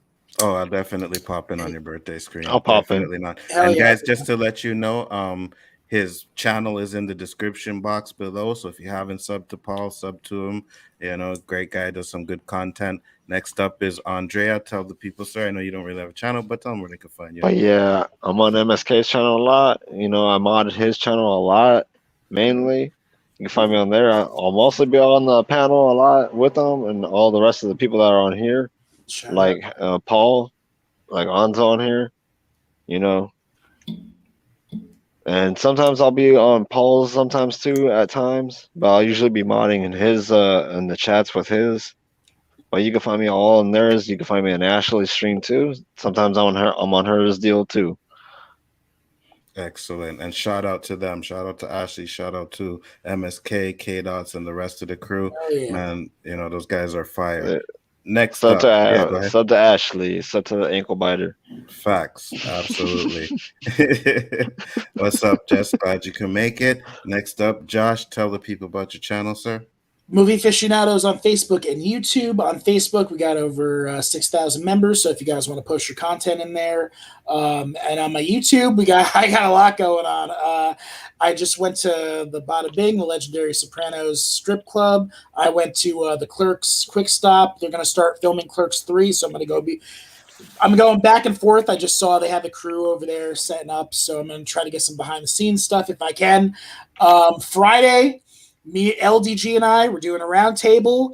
We got the director of Pig, possibly. I don't want to make any promises, but he said he's going to come in, so check that out. We're going to do a round table with him.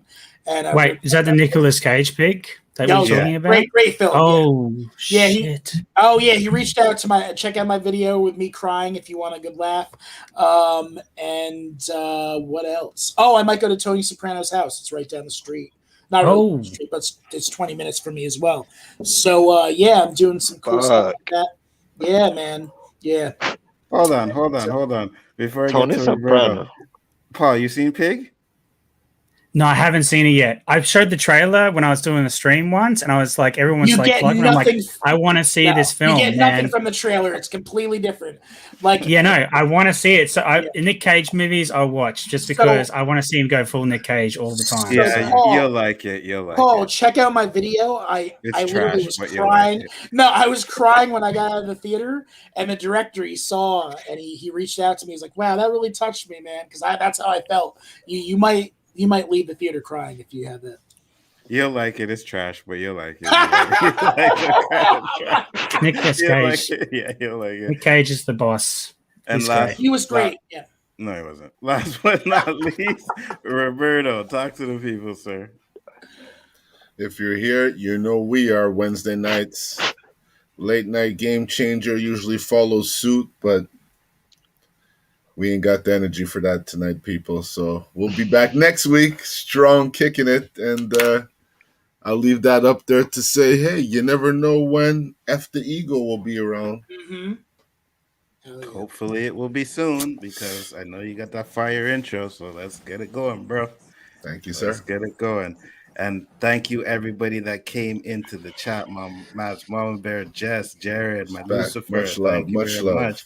Yvette, Much love. Jack Law, you were in the chat, man. You guys were doing great today. You know, Chillmonger was there. Lunga was in the house. Like, everybody came true. I just want to say, subscribe to Lunga's channel too. And if you're into D&D, go check out Lunga's on there. Yeah, man, absolutely. He's with the Yellow Does It also too. You know, they hold a D&D. Go check them out. And also, if you like art, what Mama Bear's doing, go subscribe to her channel too. Absolutely. Everybody is in the description box there, man. So make sure you guys sub to these people. It's definitely great to have all the support that we have. And it's great to be a part of these communities that we are building, man. And if anything is going good, man, we may be trying some new shit to get more people in there and trying to get, community banging, trying to grow like geeks and gamers and shit, just without all the negativity. And one more thing, if you guys like hot takes, go subscribe to Nerdman at Hot Takes Tuesday. If you want some blasphemous, good content, some good comedy, over there, some good bullshit, some good laughs. I say blasphemous, good content. Love you, Nerdman. You the man, bro. But seriously, go subscribe to him if you want some hot takes, or if you got a hot take yourself, go subscribe. Oh my God! But Paul, and him, same thing with Pickle. I gotta say this to Paul: when you do your rankings, please just do like S through F. Don't do like, it goes in this category of it's better than Endgame but worse than. No, I'm not going to do that crap. I'm not insane. I'm not insane. Yeah, I'm not insane. Usually, I try to wait till 4 or 5 people are on there, and then we do a vote system. Mm-hmm. Except Mike's won't really count when it comes to the Dark Knight trilogy because he just thinks they're trash immediately. Yeah. So then I guess me and Mike's both. Those people they have problems. You see, they have problems. That's the thing. This is how you solve the problem with that with Mike with the Dark Knight trilogy. Just automatically put an S tier and leave it at that for him. Yeah, absolutely. That's where it belongs because they're masterpieces. But, they're trash. That was for you. That was for you too, Anzo. I know they're trash. Nah, buddy. No. Once again, dude, the God King of cinema made those movies. Let's just put that out there. Nolan is the God of 60-40. Before we leave, yes, go ahead. Robert. Did you eat a gummy tonight, Josh? No, I can't find him. I think I might have thrown them Yeah. out. Thanks No, for he's here. reminding Here me. he is. Here he is, just in time to hear me talk about it. Was Thank that? Mike you. just showed up. Damn right, Mike. I agree with you 100%. Who's And that? Josh, you owe us some gummies, so you need to get some gummies for the next show because How on the about, 1 year anniversary, you didn't do Yeah. anything. That's right. What about Fireball? Maybe I'll try to get Fireballs. All right. No. You need to take that gummy, bro. You need I to have to take go get that him for gummy. We my need friend. Josh part Go 2. get more for my Yes. friend and shit. You know what? I think I might J2. order some gummies actually.